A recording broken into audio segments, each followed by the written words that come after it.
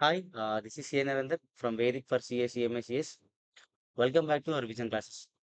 ఈ వీడియోలో మనం చెప్పబోయే టాపిక్, మనం డిస్కస్ చేసే టాపిక్ ఏంటంటే సిఏ అండ్ సిఎంఏ ఫౌండేషన్ స్టూడెంట్స్కి basics chapter 1 general interest revise చేస్తాం మనం.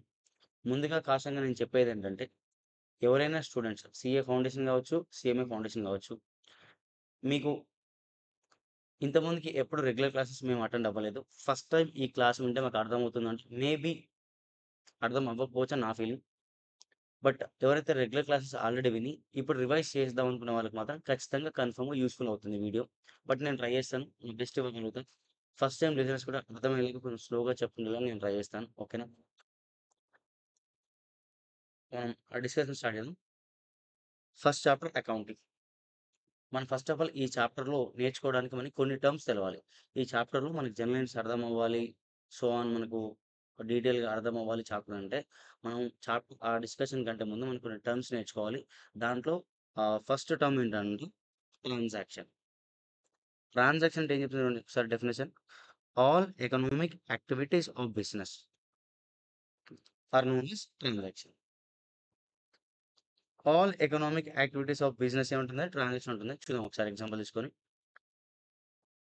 Purchase of goods for rupees 5 lakhs అనే ఒక సెంటెన్స్. ఈ సెంటెన్స్‌ని మనం ట్రాన్సాక్షన్ అని పిలవాలి అనంటే, ఈ సెంటెన్స్‌లో మనకి ఈ 3 క్వాలిటీస్ కనబడితే మనం దీన్నేమన్నా సీదా ట్రాన్సాక్షన్ అని పిలవచ్చు. చూద్దాం అసలు క్వాలిటీస్ ఏందో చూద్దాం. ట్రాన్సాక్షన్ అని పిలవాలంటే ఒక 3 క్వాలిటీస్ ఉండాలి. ఇవి చూడండి. Activity and nothing but work. ఒక వర్క్ జరిగుండాలి. Money involvement. ఆ వర్క్‌లో నువ్వేం చేసుండాలి? మనీ ఇన్వాల్వ్ అయ్యుండాలి. మనీ స్పెండ్ చేసుండాలి. లేదా మన దగ్గర రావాలి. మన నుంచి వేరే వాళ్ళకైనా పోయి ఉండాలి మనీ. For business. ఈ యాక్టివిటీ బిజినెస్ కోసం చేసుండాలి. In the course or furtherance of business చేసుండాలి. ఈ యాక్టివిటీ అనేది మన బిజినెస్‌లో వన్ ఆఫ్ ది పార్ట్ అయ్యుండాలి. ఓకేనా? ఈ 3 క్వాలిటీస్ ఒక సెంటెన్స్ సాటిస్ఫై చేయగలిగితే దాన్ని మనం ఏం పిలవాలి? ట్రాన్సాక్షన్ అని పిలవాలి. ఫర్ ఎగ్జాంపుల్ తీసుకుందాం మనం. Purchase of goods for rupees 5 lakhs. Purchase అంటే ఏంటిది? ఒక యాక్టివిటీ కదా! ఒక వర్కే కదా! అంటే ఫస్ట్ క్వాలిటీ వచ్చేసింది. క్వాలిటీ నెంబర్ 2 ఏంటిది? మనీ ఇన్వాల్వ్ అయ్యి ఉండాలి. 5 లాక్స్ ఇన్వాల్వ్ అయింది కదా! మనం పర్చేజ్ చేస్తే మన పాకెట్‌లో నుంచి 5 లాక్స్ బయటికెళ్ళిపోతాయి. వేరే వాళ్ళకెళ్ళిపోతాయి. అంటే మనీ ఇన్వాల్వ్ అయింది. మనీ మూవ్‌మెంట్ ఉండాలి అంతే. మనకు రావడం అని కాదు మీనింగ్ ఇక్కడ. మనకొచ్చినా పర్లేదు. మన నుంచి వేరే వాళ్ళకి పోయినా పర్లేదు. మూవ్‌మెంట్ ఉండాలి అంతే. For business. ఫర్ ఎగ్జాంపుల్ గుర్తుపెట్టుకోండి అకౌంట్స్‌లో ఏదైనా మీకొక సెంటెన్స్ ఇస్తే, దాంట్లో ఫర్ బిజినెస్ అని చెప్పకపోతే అది బిజినెస్ అని మీరు అజ్యూమ్ జేసుకోవాలి. ఒకవేళ బిజినెస్ కాకపోతే వాడు చెప్తాడు. ఓకేనా? ఇది బిజినెస్ పర్పస్ కాదు అని జెప్తాడు. సో, ఇదేంటిది? మనం బై డిఫాల్ట్ ఏమనుకోవాలి దాన్ని? For the purpose of business అనుకోవాలి. ఓకేనా? సో, ఇది ట్రాన్సాక్షన్ అంటే ట్రాన్సాక్షన్. అర్థమైందా ఇప్పుడు? అంటే ఒక సెంటెన్స్‌లో ఈ 3 క్వాలిటీస్ కనబడితే దాన్ని ట్రాన్సాక్షన్ అని పిలవాలి. ట్రాన్సాక్షన్ అర్థమైందా? Next event. చూడండి రిజల్ట్ ఆఫ్ ట్రాన్సాక్షన్. అంటే మీనింగ్ ఇక్కడ ఏం చెప్తుండే ఈవెంట్ అంటే ట్రాన్సాక్షన్ ఒక రిజల్టే ఈవెంట్ అండి. ఎగ్జాంపుల్ తీసుకుందాం. Purchase of good for rupees 7,000 is a transaction అంటే ట్రాన్సాక్షన్ ఎందుకు? Purchase is an activity. Money involve అయింది for the purpose of business. Activity in the course or furtherance of business చేసినాం. ఇక్కడ మీకు కన్‌ఫ్యూజన్ ఉంటే సరే ఇక్కడ మీరేం రాసుకోండి. ఇన్ ద కోర్స్ ఆర్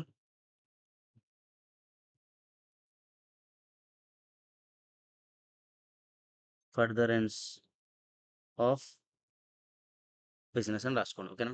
చూడండి ఒకసారి.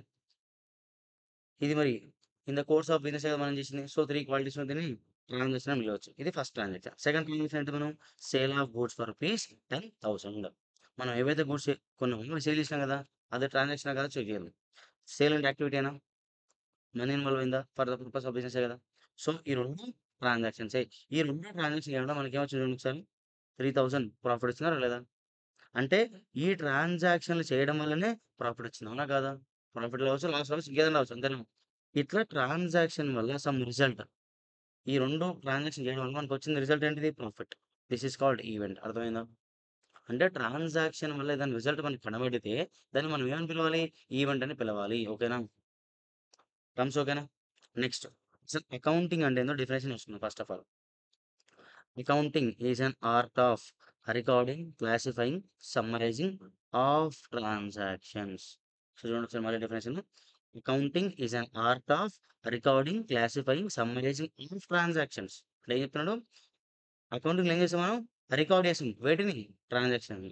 అకౌంటింగ్ ఏం చేస్తది? క్లాసిఫై చేస్తది. వేటిని? ట్రాన్సాక్షన్స్‌ని. అకౌంటింగ్ ఏం చేస్తది? సమ్మరీ చేస్తది. దేన్ని? ట్రాన్సాక్షన్. అంటే అకౌంట్స్ అనేది స్టార్ట్ అవ్వాలి అనంటే ట్రాన్సాక్షన్ ఉండాల్సిందే. ట్రాన్సాక్షన్ లేకపోతే అకౌంటింగ్‌కి స్టార్ట్ పాయింట్ లేదు. అవునా? అది స్టార్ట్ అవుతదా అకౌంటింగ్? సో, అందుకని మనం ట్రాన్సాక్షన్ అంటే ఏంటో తెలవాలి. ఓకేనా? మనం ఏం చేయాలి? ట్రాన్సాక్షన్ రికార్డ్ చేయాలి. ఎక్కడ రికార్డ్ చేయాలి? జర్నల్‌లో. ఆ ప్రాసెస్‌ని ఏమని పిలవాలి? రికార్డింగ్ ఆర్ జర్నలైజింగ్ ఏదైనా పిలవచ్చు. రికార్డింగ్ ట్రాన్సాక్షన్ ఏం చేయాలి మనం? రికార్డ్ చేయాలి. ఎక్కడ? జర్నల్ లోపల. ఓకేనా? దాన్నేమంటారు? ఆ ప్రాసెస్‌ని ఏమంటారు? రికార్డింగ్‌ని ఏమనాలి? జర్నలైజింగ్ లేదా రికార్డింగ్ అని పిలవాలి. మనం ఏవైతే ట్రాన్సాక్షన్స్‌ని జర్నలైజ్ చేసినామో దాన్నేం చేయాలి? క్లాసిఫై చేయాలి. ఎక్కడ క్లాసిఫై చేయాలి? లెడ్జర్‌లో. ఆ ప్రాసెస్‌ని ఏమనాలి? పోస్టింగ్. Next summary. ఈ ఏవైతే లెడ్జర్‌లో మనం లెడ్జర్ ప్రిపరేషన్ కదా! లెడ్జర్‌లో పోస్టింగ్ అనే కదా! అవన్నీ తీసుకొచ్చి సమ్మరీ చేయాలి. ఆ సమ్మరీలో మనం ఏం చేస్తాం? First preparation of trial balance చేస్తాం. Then next preparation of financial statement చేస్తాం. ఈ ప్రిపరేషన్ ఆఫ్ ఫైనాన్షియల్ స్టేట్‌మెంట్స్ ఏమున్నాయి? Profit and loss account, balance sheet. ఓకేనా? ప్రాఫిట్ అండ్ లాస్ అకౌంట్‌కి మరో పేరేంటిది? పెర్ఫార్మన్స్. బ్యాలెన్స్ షీట్‌కి మరో పేరేంటిది? పొజిషన్. ఓకేనా? పొజిషన్ అంటే బ్యాలెన్స్ షీట్. పెర్ఫార్మన్స్ అంటే పి అండ్ ఎల్. సమ్మరీలో 2 పార్ట్స్. ఒకటి ట్రయల్ బ్యాలెన్స్, ఒకటి ఫైనాన్షియల్ స్టేట్‌మెంట్స్. ఓకేనా? సరే. ఈ రికార్డింగ్ అంటే ఏంటిది? క్లాసిఫైయింగ్ అంటే సమ్మరైజింగ్ అంటే ఏందో చూద్దాం ఒకసారి. ఫర్ ఎగ్జాంపుల్ మనం ఏం తీసుకుందాం అంటే డీమార్ట్ తీసుకుందాం. ఓకేనా? డీమార్ట్ ఉంది కదా! ప్రతిరోజు ఫర్ ఎగ్జాంపుల్ మనం అనుకుందాం. ప్రతిరోజు డీమార్ట్ ఏం చేస్తదంటే పర్చేజ్ చేస్తాం అనుకుందాం. రెగ్యులర్‌గా డీమార్ట్ పర్చేజ్ చేస్తది. డీమార్ట్‌లో ఏం ఐటెమ్స్ దొరుకుతాయి? ఆల్‌మోస్ట్ ఆల్ ఐటెమ్స్ దొరుకుతాయి. అవునా? కాదా? అవునా? వాడు ఐటెమ్ పర్చేజ్ చేస్తుండు కదా! ఆ పర్చేజ్ ప్రతి ఒక్క ఐటెమ్‌ని మనం ఏమనొచ్చు? ట్రాన్సాక్షన్ పిలవచ్చా? Purchase of so and so item, purchase of X item, purchase of Z item, purchase of Y item, purchase of A, purchase of B item, purchase of C item ఇవన్నీ ట్రాన్సాక్షన్సేనా? అవునా? సరే. వాడేం చేయాలి? అన్ని ట్రాన్సాక్షన్‌ని రికార్డ్ అంటే ఏం లేదు బుక్ తీసుకొని రాయాలన్నమాట. ఎట్లా రాయాలి? For example first of all day 1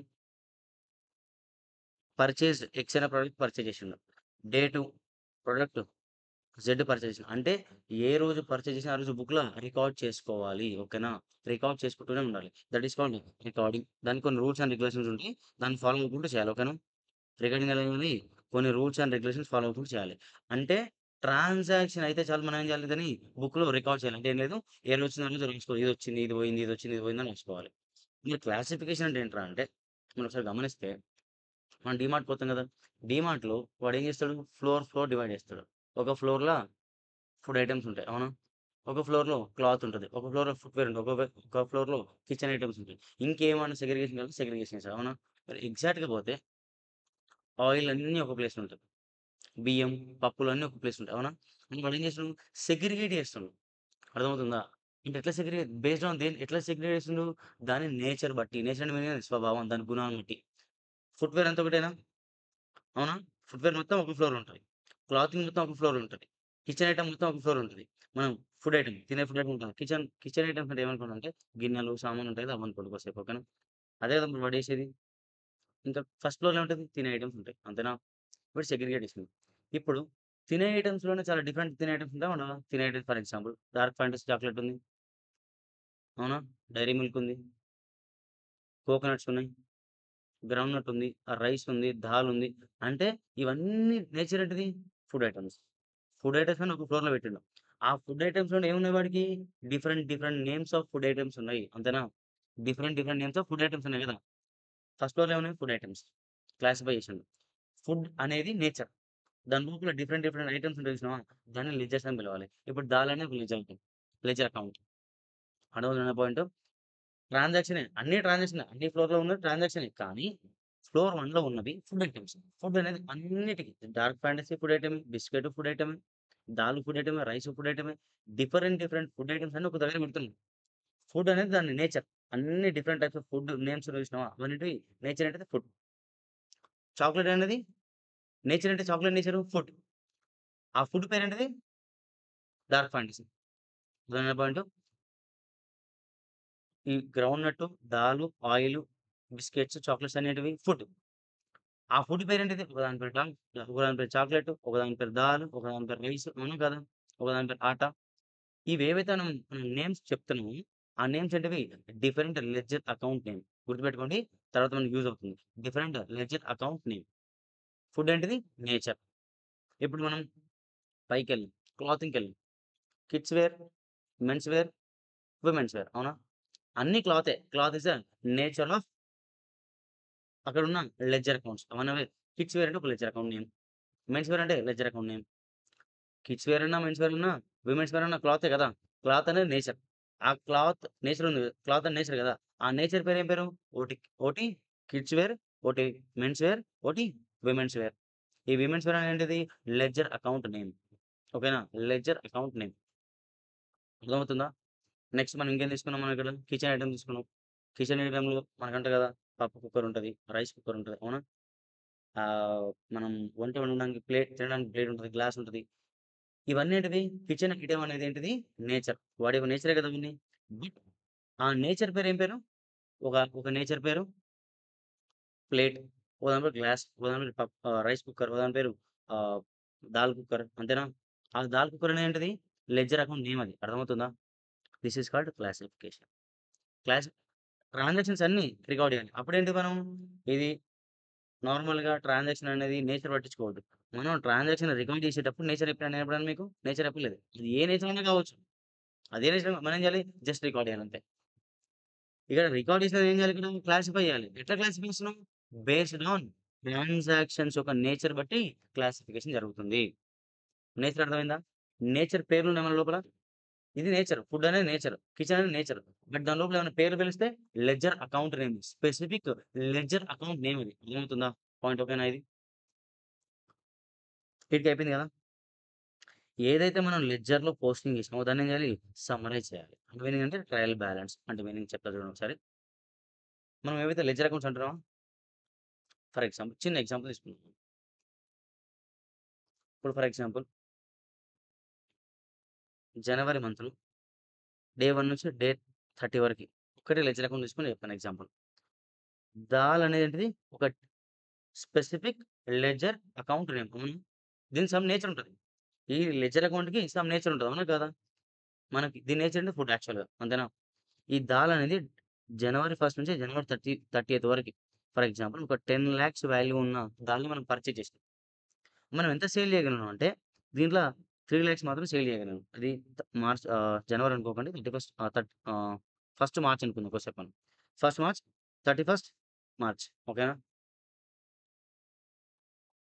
మనం ఎంత సేల్ చేయగలం? ఎంత పర్చేజ్ చేసినాం? మంత్ మొత్తం కలిపి 10,00,000. మనం ఎంత సేల్ చేసాం దాంట్లోకెళ్ళి? ఒక 3,00,000 సేల్ చేసాం. ఇంకెంత మిగిలిపోయింది? 7,00,000 మిగిలిపోయింది గదా! ఏదైతే 7,00,000 మిగిలిపోయిందో ఆ బ్యాలెన్స్ తీసుకొచ్చి ట్రయల్ బ్యాలెన్స్‌లో రాస్తాం మనం. అంటే మీనింగ్ ఏందంటే దాల్ అనేది మన దగ్గర ఎంతుంది? ప్రతిసారి దాల్ అనే లెడ్జర్ అకౌంట్ ఓపెన్ చేయలేము. ఎందుకంటే దాల్ ఎన్ని సార్లు కొనుక్కుంటాం ఇయర్‌లీ? ఒక 1000 సార్లు కొనుక్కుంటుంటే లెడ్జర్ అకౌంట్ ఎంత పెద్దగా అయ్యుంటది. ఎంతో పెద్దగా ఉంటది. అవునా కాదా? మరేం చేయాలి? దాన్ని సమ్మరీ రాయాలి. అంటే మన దగ్గర దాల్ ఎంత మిగిలిపోయింది అనేది ఇక్కడ రాస్తాం. అట్లా లెడ్జర్ అకౌంట్స్ ఎన్నుండొచ్చు? ఎన్ని నంబర్స్ ఉండొచ్చు? మనకు డీమార్ట్ కింది ఫ్లోర్‌లో తీసుకుంటేనే ఒక 1000 డిఫరెంట్ టైప్స్ ఆఫ్ ఐటెమ్స్ ఉంటాయి. అవునా కాదా? ఆ 1000 డిఫరెంట్ లెడ్జర్ అకౌంట్స్‌లో ఉన్న బ్యాలెన్స్ తీసుకొచ్చి ట్రయల్ బ్యాలెన్స్ రాస్తాం. అర్థమవుతుందా? ఇప్పుడు నేనడిగాను. దాల్ అనే లెడ్జర్ అకౌంట్‌లో ఎంతుందంటే మీరేం చేయాలి? ట్రయల్ బ్యాలెన్స్ ఓపెన్ చేస్తే ఎమ్మటే కనపడుతది మన దగ్గర ఎంతుందో. అవునా కాదా? అంటే ఇక్కడ ఏం చేసాం చూడండి ఒకసారి. ఇక్కడ ఒక 1,00,000 ట్రాన్సాక్షన్ ఉండొచ్చు. ఆ 1,00,000 ఏమైతున్నాయి? ఒక 10,000 అయితున్నాయి. ఇక్కడ 10,000 ఒక 1000 అయితున్నాయి. అర్థమవుతుందా? అంటే పోను ఈజీగా చేసుకుంటూ వస్తా ఉన్నాం. అర్థమవుతుందా? బల్క్‌ని షార్ట్‌కట్‌లో చేసుకుంటూ వస్తా ఉన్నాం. ఇది ప్రాసెస్. అర్థమవుతుందా? Trial balance. ఈ ట్రయల్ బ్యాలెన్స్ యూజ్ చేసుకొని మనం ఏం చేస్తామంటే ఫైనాన్షియల్ స్టేట్‌మెంట్ ప్రిపేర్ చేస్తాం. ఫైనాన్షియల్ స్టేట్మెంట్స్ అంటే ఏం చేస్తాం మనం? Profit and loss account, balance sheet 2 చేస్తాం మనం. ఇప్పుడు ఈ ట్రయల్ బ్యాలెన్స్‌లో ఏముంది మనకు? లెడ్జర్ అకౌంట్, క్లోజింగ్ బ్యాలెన్స్ ఉన్నాయి కదా! అవునా? అంతేనా? అయితే ఈ లెడ్జర్ అకౌంట్స్‌లో సారీ ఈ ట్రయల్ బ్యాలెన్స్‌లో మనకి ఆల్ టైప్ ఆఫ్ నేచర్స్ వస్తాయి. ఆల్ డిఫరెంట్ నేచర్ ఉన్న లెడ్జర్ అకౌంట్స్ అన్నీ వస్తాయి ఇక్కడ. అర్థమవుతుందా? వాటిలో ఒక 2 నేచర్ ఒక 2 మొత్తం 4 ఉంటాయి. అకౌంట్స్‌లో నేచర్ ఆఫ్ అకౌంట్స్ 4 ఉంటాయి. ఓకేనా? నేను ఫర్దర్ డిస్కస్ చేస్తాను. 4 నేచర్స్ ఆఫ్ లెడ్జర్ అకౌంట్స్ ఉంటాయన్నమాట. అంటే ఈ 4 నేచర్స్‌లో ఒక 2 నేచర్ ఉన్న లెడ్జర్ అకౌంట్స్ అన్నీ P&Lకెళ్ళిపోతాయి. ఒక 2 ఆహ్, నేచర్ ఉన్న లెడ్జర్ అకౌంట్స్ బ్యాలెన్స్ షీట్‌కెళ్ళిపోతాయి. ఓకేనా? అర్థమవుతుందా? అది మీకు ఫర్దర్‌గా వచ్చినప్పుడు మళ్ళీ లింక్ చేస్తాను నేను. అర్థమవుతుందా? ఇప్పుడు క్లీన్‌గా అర్థమైందా? ఇప్పుడు ఏం చేస్తాం మన అకౌంట్స్‌లో? ఓకేనా ఇప్పుడు పాయింట్? క్లియర్ అయింది కదా! సరే నెక్స్ట్. ఇంకా కొన్ని టర్మ్స్. ఇప్పుడేం చేసుకున్నాం మనం? ఇంతసేపు నేచర్ అని మాట్లాడుకున్నాం కదా! ఆ నేచర్ ఆఫ్ అకౌంట్స్ మన అకౌంటింగ్‌లో ఒక 4 ఉంటాయి. ఓకేనా? ఓన్లీ 4 ఉంటాయి. నువ్వు ఏ లెడ్జర్ అకౌంట్ పేరు తీసుకున్నా, ఆ 4 నేచర్ అకౌంట్‌లో ఏదో ఒకటి నేచర్ అయిపోతదది. ఇప్పుడు డిఫరెంట్ డిఫరెంట్ నేచర్స్ ఉంటాయి కదా! చాలా different different ledger account names ఉంటాయి కదా!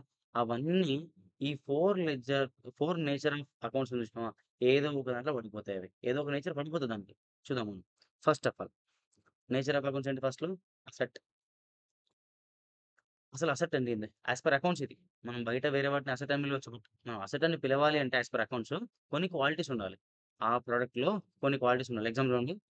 Anything which gives future economic benefit to the business for more than 1 financial year. ఇది పక్కన పెడదాం చూడండి ఒకసారి. అసెట్ అని పిలవాలంటే కొన్ని క్వాలిటీస్ ఉండాలి. చూడండి ఒకసారి. ఈ 4 క్వాలిటీస్ ఉంటే ఒక ప్రొడక్ట్‌కి. ప్రొడక్ట్ అంటే తెలుసు కదా! గూడ్. ఏదైనా ఒక గూడ్ ఉందబ్బా! లేదా ఒక ఐటెమ్ ఉంది. ఆ ప్రొడక్ట్‌ని మనం అసెట్ అని పిలవాలి అంటే, ఆ ప్రొడక్ట్‌లో ఒక 4 క్వాలిటీస్ ఉన్నాయనుకో, దాన్నేమన్నా మనం అసెట్ అని పిలవచ్చు. క్వాలిటీస్ చూద్దాం ఒకసారి చూడండి. ఔట్‌ఫ్లో ఆఫ్ క్యాష్ అంటే ఆ ప్రొడక్ట్ నువ్వు పర్చేజ్ చేసినప్పుడు, నీకు ఔట్‌ఫ్లో ఆఫ్ క్యాష్ అంటే నీ దగ్గర నుంచి డబ్బులు బయటకి పోయుండాలి. అప్పుడేమైతది first point first quality satisfy చేసినట్టు. సెకండ్ ఏంటిది? Monetary benefit. నీకు ఆ ప్రొడక్ట్ వల్ల మానిటరీ బెనిఫిట్ వచ్చుండాలి. మానిటరీ బెనిఫిట్ అంటే చూద్దాం ఒకసారి. బెనిఫిట్ అంటే ఏందో చూద్దాం. Increase in inflow of cash. ఆ ప్రొడక్ట్ వల్ల నీకేం కావాలి? Increase in cash inflow. దానివల్ల నీకు డబ్బులు రావాలి. ఆర్ ఆర్ చూద్దాం. Decrease in cash outflow. ఆ ప్రొడక్ట్ వల్ల నీ జేబులో నుంచి నీ జేబులో నుంచి అయ్యే ఖర్చు తక్కువయ్యుండాలి. అంటే నీ జేబులోకెళ్ళి అవుట్‌ఫ్లో ఆఫ్ క్యాష్ తక్కువయ్యుండాలి. ఎగ్జాంపుల్ తీసుకుందాం దీనికి. మనం ఫర్ ఎగ్జాంపుల్ మీరున్నారు. మీరిక్కడ ఇల్లు లేదు కొంచెం బయట కూడా లేదు. మీరు హాస్టల్‌లోనే ఉంటున్నారు. ఓకేనా? మంత్లీ హాస్టల్ ఫీజ్ ఎంత? 10,000 అనుకుందాం. ఓకేనా? ఇప్పుడు మీరు మంత్లీ 10,000 కడతారు కదా!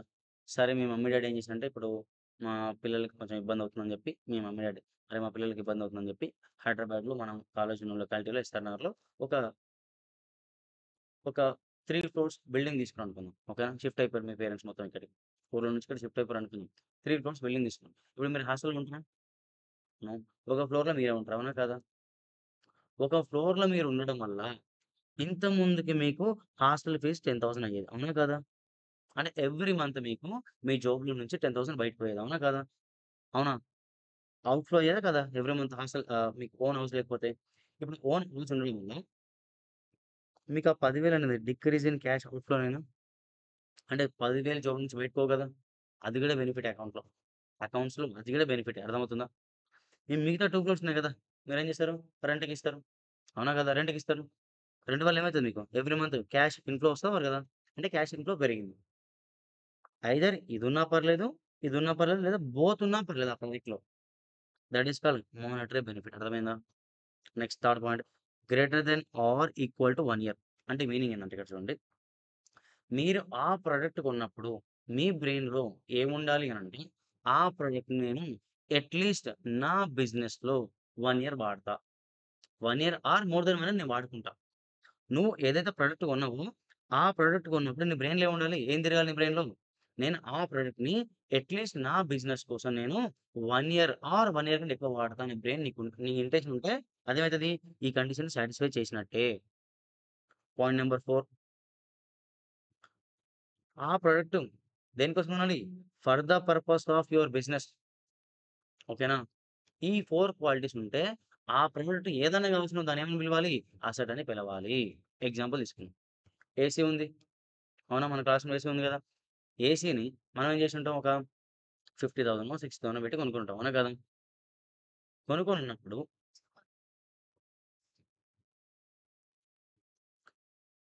ఏమైంటదిప్పుడు? ఒక 50,000 ఏమైంది? ఔట్‌ఫ్లో ఆఫ్ క్యాష్ జరిగింది. అది కొన్నప్పుడు ఖచ్చితంగా మనం కొన్నప్పుడు ఏంటిదది? దాన్ని మన బిజినెస్‌లో మన కాలేజ్‌లో more than or at least 1 year వాడదాం అనుకుంటాం కదా మనం. అంటే ఈ కండిషన్ సాటిస్ఫై అయినట్టేనా? దేనికోసం కొన్నాం? బిజినెస్ కోసమే కదా! మరి అది మానిటరీ బెనిఫిట్ ఎలా ఇస్తుంది అనంటే, ఏసీ ఉంటే ఫ్యాన్ లేయాల్సిన అవసరం ఉందా? ఏసీ లేక కంటే ముందు మన దగ్గర ఏసీ లే లేకంటే ముందు లేనప్పుడు మనం ఒక 10 ఫ్యాన్‌లేయాలి రూమ్‌కి. 10 ఫ్యాన్‌లకి ఎవ్రీ మంత్ ఏం చేయాలి మనం? ఎలక్ట్రిసిటీ బిల్ కట్టాలి లేదా ఫ్యాన్‌లు కొనుక్కొచ్చి ఉండాలి మనం. ఏసీ ఉండడం వల్ల ఫ్యాన్‌లు అవసరమే కదా! ఫర్ ఎగ్జాంపుల్ ఫ్యాన్ లేవు. ఫ్యాన్‌లు మనం ఒక 10 ఫ్యాన్‌లకి ఒక్కొక్క ఫ్యాన్‌కి ఒక 2000 ఏసుకున్నా 20,000 అయితాయి కదా! అది ఔట్‌ఫ్లో ఆఫ్ క్యాషేనా? ఒకవేళ మన దగ్గర ఏసీ లేకపోతే మనం 20,000 ఔట్‌ఫ్లో ఆఫ్ క్యాషేనా? ఏసీ ఉండడం వల్ల ఆ 20,000 మనకు సేఫ్ అయినట్టేనా? అంటే డిక్రీజ్ ఇన్ క్యాష్ ఇన్‌ఫ్లో అయినట్టేనా? అంటే బెనిఫిట్ ఉందా లేదా దానివల్ల? బెనిఫిట్ ఉంది. మరి ఏసీని మనం ఏమని పిలవచ్చు? అసెట్ అని పిలవచ్చు కదా! ఇంకో చిన్న ఎగ్జాంపుల్ మాట్లాడుకుందాం. ఒకటేంటంటే మనం ఏం బిజినెస్ చేస్తున్నామంటే, మనం రియల్ ఎస్టేట్ బిజినెస్ మ్యాన్ అనుకుందాం కోసేపు. రియల్ ఎస్టేట్ బిజినెస్ మ్యాన్ అనుకుందాం. ఇప్పుడు మనం ఒక 10 ఎకర్స్ ఆఫ్ ల్యాండ్ కొన్నాంరా. 10 ఎకర్స్ ఆఫ్ ల్యాండ్‌కి ఒక 10 క్రోర్స్ పెట్టాం మనం. అవుట్‌ఫ్లో ఆఫ్ క్యాష్ ఉందా? మానిటరీ బెనిఫిట్ ఉందా? అంటే మరి ల్యాండ్‌ని సేల్ చేసి మనకి అమౌంట్ వస్తదా? రాదా? లేదు మనం రెంట్‌కి ఇవ్వచ్చు కదా! బెనిఫిట్ వస్తదా? రాదా? అంటే బెనిఫిట్ ఉందా? లేదా ల్యాండ్ మీద? బిజినెస్ కోసమేనా మనం కొన్నది? బిజినెస్ కోసమే. బట్ 1 ఇయర్ అనే ఇంటెన్షన్ ఉందని కొన్నప్పుడు, రియల్ ఎస్టేట్ ఓనర్‌కి, రియల్ ఎస్టేట్ బిజినెస్ మ్యాన్‌కి ల్యాండ్ ఏమనుకుంటారు కొన్నప్పుడు? కస్టమర్ ఎప్పుడొస్తాడు? ఎప్పుడొస్తాడు? ఎప్పుడొస్తాడు? నేను ఎప్పుడు అమ్ముదాం అని ఉంటదా? అట్‌లీస్ట్ 1 ఇయర్ వాడినాక నేను అమ్ముతా అనుకుంటాడా? కస్టమర్ ఇప్పుడొస్తే ఇప్పుడే అమ్ముతాడు ప్రాఫిట్ కోసం. అవునా కాదా? అంటే ఇక్కడ ఏమైపోయింది? అది మిస్ అయిపోయింది. ఇప్పుడు దాని ల్యాండ్‌ని అసెట్ అని పిలవచ్చా? నో. రియల్ ఎస్టేట్ ఓనర్‌కి ల్యాండ్ అనేది అసెటా? కాదు. సంథింగ్ అయితది. అది మాట్లాడుకున్న తర్వాత. అది ఏదో ఒకటి అయితది ఖచ్చితంగా. సంథింగ్ వేరేది అయితది. అసెట్ కాదు. అర్థమైందా? ఇప్పుడు మహేంద్ర ఎక్స్‌యూవీ ఉందా? మహేంద్ర కార్ ఉంది కదా! మహేంద్ర కార్ మ్యానుఫ్యాక్చరింగ్ కంపెనీకి మహేంద్ర ఏమైతది? అసెట్ అయితదా? ఎందుకు? దేనికోసం? మ్యానుఫ్యాక్చర్ చేసి అవుట్‌ఫ్లో ఆఫ్ క్యాష్ అయింది. వాళ్ళ మహేంద్ర కార్‌ని వేరే వాళ్ళకి సేల్ చేసినప్పుడు వాళ్ళకి ఇన్‌కమ్ వస్తది. బెనిఫిట్ ఉంది. బిజినెస్ కోసం మ్యానుఫ్యాక్చరింగ్. బట్ మ్యానుఫ్యాక్చర్ చేసే టైంలో వాళ్ళకి ఇంటెన్షన్ లేదు. ఆ కార్‌ని మనం అట్‌లీస్ట్ మన బిజినెస్‌లో 1 ఇయర్ లేదా 1 ఇయర్ కంటే ఎక్కువ ఉంచుకుందాం అని ఉందా? లేదు. సో, మరి అదేమైతది? Not an asset. అర్థమవుతుందా ఇప్పుడు? బట్ కార్ మనకేమైతది? మనం దేనికోసం కొంటాం? Intention to use at least 1 year or more than 1 year. అర్థమవుతుందా పాయింట్ ఇప్పుడు అసెట్‌కి? తేడా అర్థమైందా? రియల్ ఎస్టేట్ ఓనర్‌కి ల్యాండ్ కాదు. అపార్ట్‌మెంట్ బిల్డర్‌కి అపార్ట్‌మెంట్ అసెట్ అయితదా? నో. సంథింగ్. నాట్ అసెట్ ఇప్పుడు. ప్రెజెంట్ అయితే అసెట్ కాదు. తర్వాత మాట్లాడుకుందాం ఏందనేది. అర్థమైందా పాయింట్ అసెట్ ఇప్పుడు? లయబిలిటీ. సారీ ఇంకోటుంది డెఫినిషన్. ఇది first definition. Next right to receive. Right to receive. For example X అనే పర్సన్ వై అనే పర్సన్‌కి ఏం చేసిండు? లేదా సమంత నాగ చైతన్యకి లోన్ ఇచ్చింది. ఒక 1,00,00,000 రూపీస్. సమంత నాగ చైతన్యకి 1,00,00,000 రూపీస్ లోన్ ఇచ్చింది. ఇప్పుడు వాళ్ళిద్దరు వైఫ్ అండ్ హస్బెండా? కాదు గదా! అవునా? సరే. Ex wife, ex husband. Samantha Naga Chaitanya 1,00,00,000 loan ఇచ్చింది గదా! సమంతకి నాగ చైతన్య దగ్గర నుంచి రైట్ టు రిసీవ్ ఉందా? లేదా? రైట్ టు రిసీవ్ 1,00,00,000 రూపీస్ ఉందా? లేదా? ఉంది. ఒకవేళ నాగ చైతన్య గనక ఆ 1,00,00,000 రూపీస్ ఇవ్వకపోతే సమంతకి రైట్ ఉందా? లేదా? కోర్ట్‌కి పోయి వాడి పైన సూట్ ఫైల్ చేయడానికి సారీ నాగ చైతన్య పైన సూట్ ఫైల్ చేయడానికి ఉందా? లేదా? ఉంది. అవునా? కాదా? అంతేనా? అట్లా మనకి ఎవరైనా మనం డబ్బులిచ్చిన వాళ్ళకి మనకెవరైనా డబ్బులిచ్చేదుంది. వాళ్ళు ఒకవేళ ఇవ్వకపోతే మనకు కోర్ట్‌కెళ్ళి సూట్ ఫైల్ చేసే రైట్ ఉంటే దాన్నేమనాలి? రైట్ టు రిసీవ్ అని పిలవాలి. For example.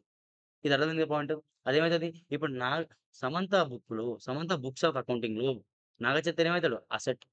అంతేనా? నాగ చైతన్య అని రాసి బ్రాకెట్‌లో అసెట్ అని రాసుకోవాలి. అంతేనా? ఓకేనా? Next example. ఇప్పుడు మీరున్నారు.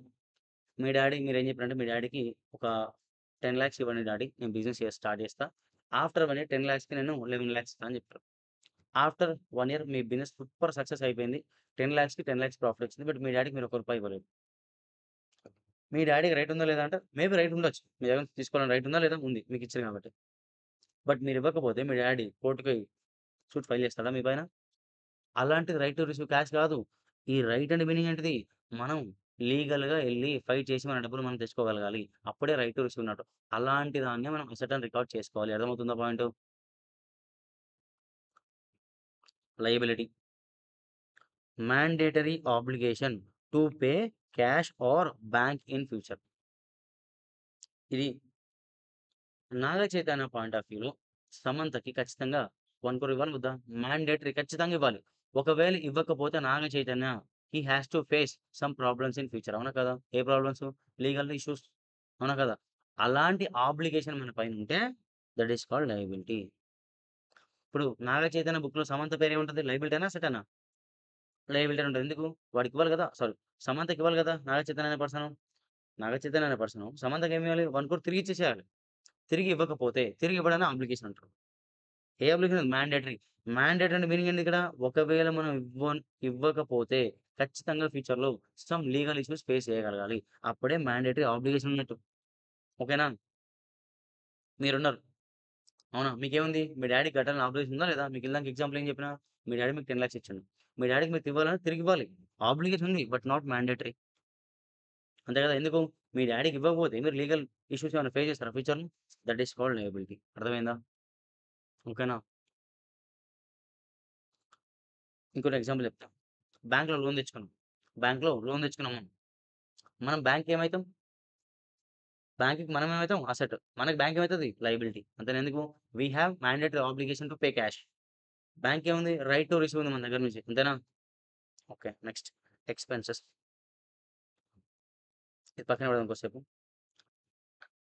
ఒక ఐటెమ్‌ని నువ్వు ఎక్స్‌పెన్స్ అని పిలవాలి. ఒక ప్రొడక్ట్‌కి నువ్వు ఎక్స్‌పెన్స్ అని పిలవాలి అనంటే ఓకేనా? ఒక యాక్టివిటీని నువ్వు ఎక్స్‌పెన్స్ అని పిలవాలి అనంటే ఈ 4 క్వాలిటీస్ ఉండాలి. చూడండి ఒకసారి. Outflow of cash, economic benefit, less than 1 year for business. ఇది ఎక్కడ నువ్వు చూసినట్టుంది? సేమ్ యాస్ ఇట్ ఈజ్ అసెట్‌లా గుర్తులేదా? ఇప్పుడు ఇక్కడ ఏముంది ఒకటి? లెస్ థాన్ 1 ఇయర్ అని ఉంది. ఫర్ ఎగ్జాంపుల్ మనం ఆహ్, బట్టల దుకాణం అనుకుందాం కొద్దిసేపు. మనదేది బట్టల దుకాణం మనది. షాప్. క్లాతింగ్ బిజినెస్ మనది. మనం కిడ్స్ వేరు, మెన్స్ వేరు, విమెన్స్ వేర్ అన్నీ అమ్ముదాం అనుకున్నాం. ఇప్పుడు మనం ఏం చేయాలి ఖచ్చితంగా అమ్మాలంటే పర్చేజ్ చేయాలి.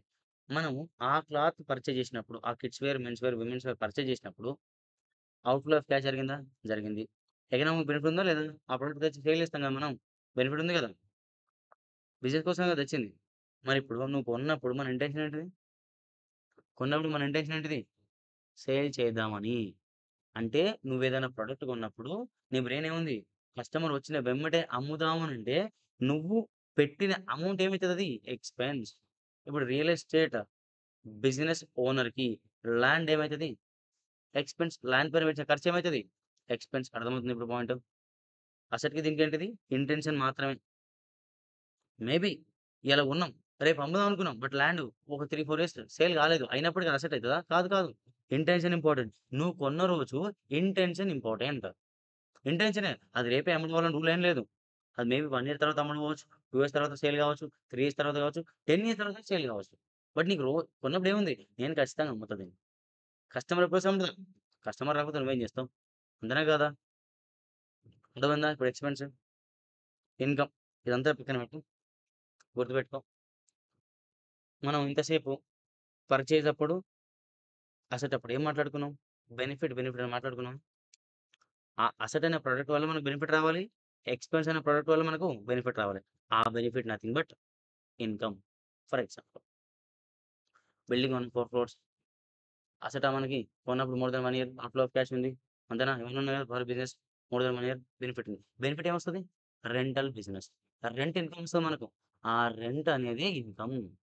రెంట్ అనేది ఏంటిది? Income. Rent nature income. Rent nature ఏంటిది ఇక్కడ? ఇన్‌కమ్. అర్థమవుతుందా? ఇన్‌కమ్ పేరేం పేరు? రెంట్. రెంట్ అనేది ఒక లెడ్జర్ అకౌంట్. అసెట్ అనేది నేచర్. ప్రొజెక్టర్ అసెట్ ఏనా మన కాలేజ్‌కి? Camera, tab, AC, speakers, benches, fans ఇవన్నీ మనకు అసెట్సేనా? అసెట్సే.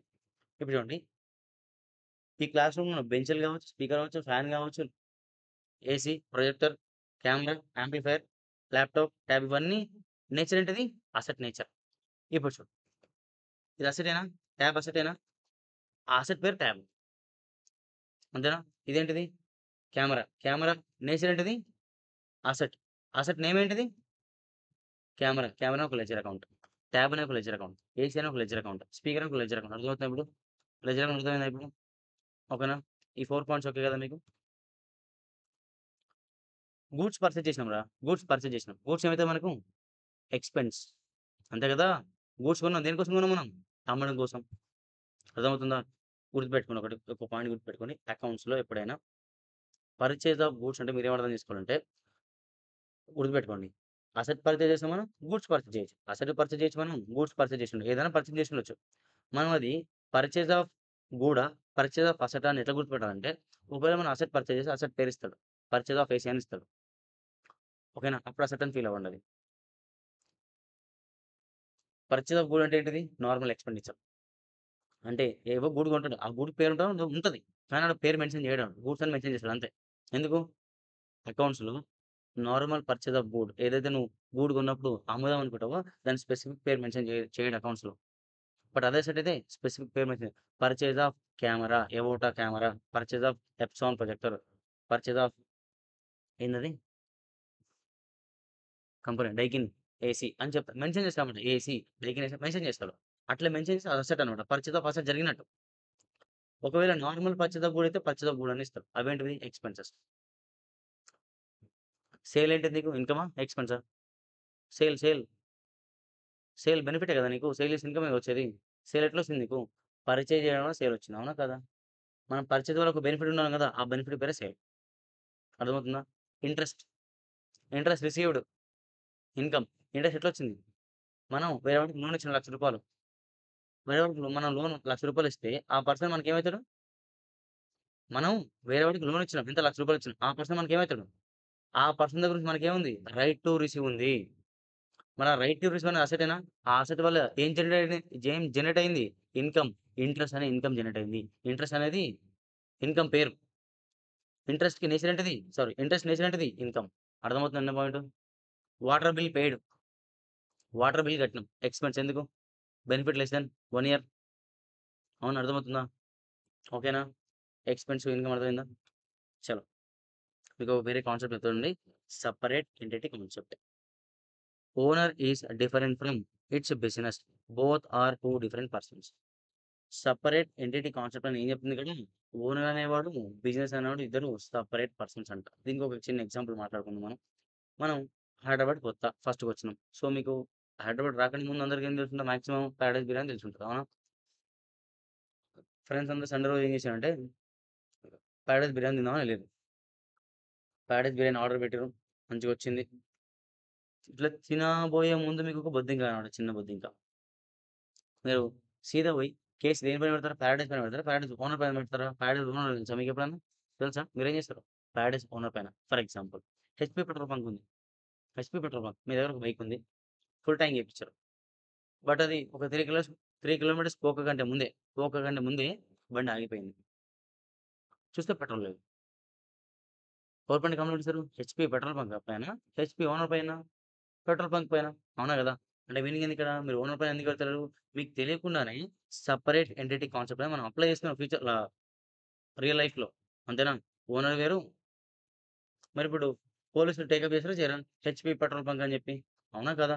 పారడైస్ పైన కేస్ బుక్ అవుతది కదా! అర్థమవుతుందా పాయింట్? అంటే ఓనర్ వేరు, బిజినెస్ వేరు. ఓనర్‌ని ఏమనాలి? నేచురల్ పర్సన్ అని పిలవాలి. బిజినెస్‌ని ఆర్టిఫిషియల్ పర్సన్. ఎందుకు మనలాగా మాట్లాడలేడు కదా! చూడలేము, పట్టుకోలేము. అవునా? ఆర్టిఫిషియల్ పర్సన్ మనం ఓనర్ ఎవడు? Artificial person.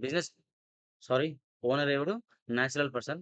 Business artificial person. అర్థమవుతుందా పాయింటు? సరే. ఈ సెపరేట్ ఎంటిటీ కాన్సెప్ట్ వల్ల మనకు ఒక 2 పదాలు కొత్తవొచ్చేసినాయి. ఓకేనా?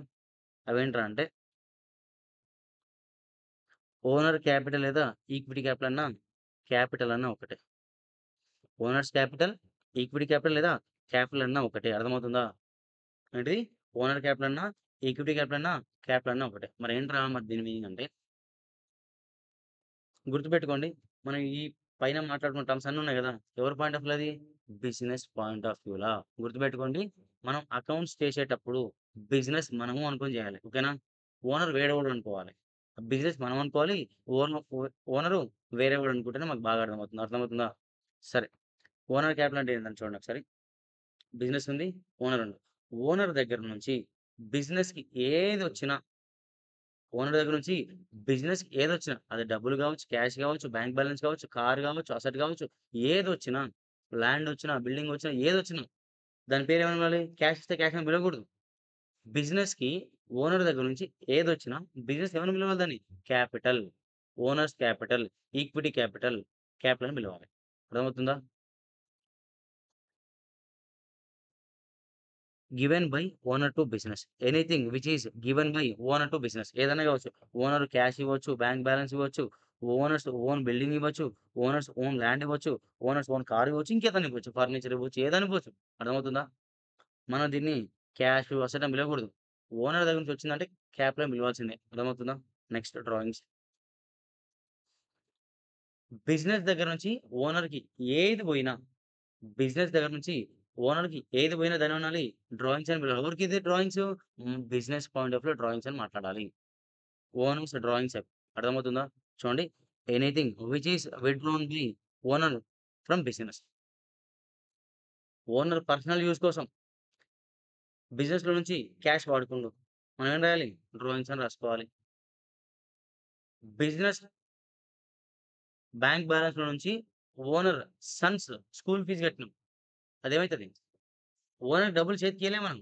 డైరెక్ట్ ఏం చేసినాం? స్కూల్ ఫీజ్ కట్టేసినాం. ఎట్లయితే ఏంది? ఏ రైతుని ముట్టుకుంటేంది? ఓనర్‌కే కదా పోయిందది. అవునా? అంతేనే కదా! ఎల్ఐసీ కట్టాం. ఎల్ఐసీ నేచురల్ పర్సన్‌కుంటదా ఎల్ఐసీ? ఆర్టిఫిషియల్ పర్సన్‌కుంటదా? నేచురల్ పర్సన్‌కుంటది. ఇప్పుడు క్వెషన్‌లు ఇస్తాడు. ఎల్ఐసీ పెయిడ్ అంటాడు. ఎల్ఐసీ ప్రీమియం పెయిడ్ అంటాడు. ఎల్ఐసీ అంటేనే అది ఎవరికది? ఓనర్‌కి. బిజినెస్‌కుంటదా? ఎల్ఐసీ ఉండదు కదా! ఇన్స్యూరెన్స్ ఊరికే ఏమన్నాడు క్వెషన్‌లు? ఇన్స్యూరెన్స్ అనే పదం వాడిండు. ఇన్స్యూరెన్స్. ఇన్స్యూరెన్స్ అంటే మీనింగ్ ఏంటిది? జనరల్ ఇన్స్యూరెన్స్ కావచ్చు, లైఫ్ ఇన్స్యూరెన్స్ కావచ్చు. డిపెండ్స్. అర్థమవుతుందా నా పాయింటు? అది అజంప్షన్ తీసుకొని చేయాలి. అర్థమవుతుందా? ఏం లేదు. ఓనర్ ఉన్నాడు. ఓనర్ వాళ్ళ వైఫ్ ఉంది. కూరగాయలు తీసుకుంది. మన బిజినెస్ ఫోన్ చేసింది. బిజినెస్ ఫోన్ చేసి పేమెంట్ చేయరా అన్నది మన అసిస్టెంట్‌కి. పేమెంట్ చేసిండు. అది డ్రాయింగ్సే కదా! డ్రాయింగ్స్ అంటే ఏంటిది? ఎటు పోయి బిజినెస్ దగ్గర నుంచి ఓనర్ అనేవాడు సొంత తన తన సొంత లాభాల కోసం ఏదైనా వాడుకుంటే ఏమైతదది? డ్రాయింగ్స్ అయితది. మనది వెజిటబుల్ షాపు. రోజు కూరగాయలు ఎన్ని తీసుకుపోతాడా? బయట కొనుక్కుంటాడా? రోజు కూరగాయలు మన షాప్‌లో నుంచి తీసుకుపోతాడు. అవునా? అర్థమవుతుందా? మనకేమైతది? డ్రాయింగ్స్. అర్థమవుతుందా? ఏది తీసుకుపోయినా మన ఫర్నిచర్ తీసుకొని పోయిండు. మనం ఏసీ బిజినెస్ అనుకుందాం. ఏసీ తీసుకుపోయిండు. ఏమైతదది? డ్రాయింగ్స్. అర్థమవుతుందా? క్యాపిటల్ డ్రాయింగ్స్ ఉన్నట్టు దాని మీనింగ్. ఇప్పుడు టర్మ్స్ వచ్చేసినాయి మనకి ఆల్‌మోస్ట్.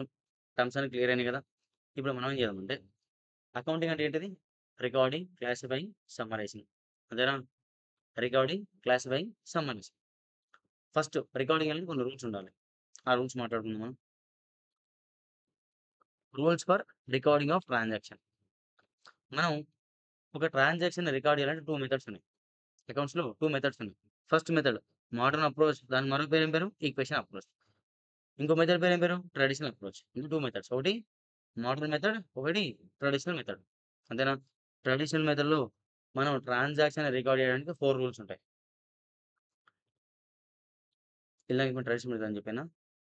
మోడర్న్ మెథడ్‌లో, ట్రెడిషనల్ మెథడ్‌లో నువ్వు ఏ మెథడ్ ఫాలో అయినా 4 రూల్స్ ఉంటాయి. ఒక ట్రాన్సాక్షన్ మనం రికార్డ్ చేయాలంటే 4 రూల్స్ ఉంటాయి. ఓకేనా? ఫస్ట్ ఆఫ్ ఆల్ మనం ఏం నేర్చుకుందాం అంటే ట్రెడిషనల్ అప్రోచ్ ఏం చేయాలి? అండర్ ట్రెడిషనల్ అప్రోచ్‌లో ట్రాన్సాక్షన్‌ని ఎలా రికార్డ్ చేయాలో నేర్చుకుందాం.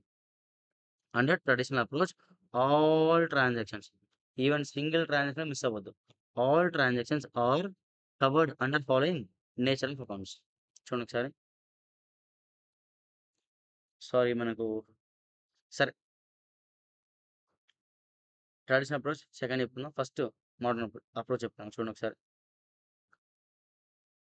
Modern approach. మనకు తెలియకుండానే మోడర్న్ అప్రోచ్‌లో ఒక 4 నేచర్ ఆఫ్ అకౌంట్స్ ఉంటాయి. ఆల్రెడీ మనం నేర్చుకున్నాం ఇవి. అంతేనా? సరే చూడండి ఒకసారి. Assets and expenses having debit balance. ఇది గుర్తుపెట్టుకోవాల్సిన విషయం. దీనికి రీజన్ ఎక్కడా లేదు. ఓకేనా?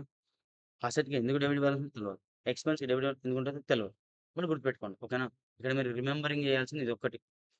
Assets and expenses always having debit balance. Increase in asset or increase in expenses ఏం చేయాలి? డెబిట్ చేయాలి. ఓకేనా? అంటే ఏం చేయాలి? నార్మల్‌గానే అసెట్ అండ్ ఎక్స్‌పెన్స్ ఏ బ్యాలెన్స్ ఉంటాయి? Debit balance. అసెట్ ఇంక్రీజ్ అయినా, ఎక్స్‌పెన్స్ ఇంక్రీజ్ అయినా ఏం చేయాలి? డెబిట్ చేయాలి. డిక్రీజ్ ఇన్ అసెట్ కావచ్చు, డిక్రీజ్ ఇన్ ఎక్స్‌పెన్స్ కావచ్చు. ఏం చేయాలి? క్రెడిట్ చేయాలి. ఓకేనా? అదేందో చూద్దాం తర్వాత. Liability and income always having credit balance. ఏంటిది? Liability and income always having credit balance. Increase in liability లేదా ఇంక్రీజ్ ఇన్ ఇన్‌కమ్ ఏం చేయాలి? క్రెడిట్ చేయాలి. ఓకేనా? డిక్రీజ్ ఇన్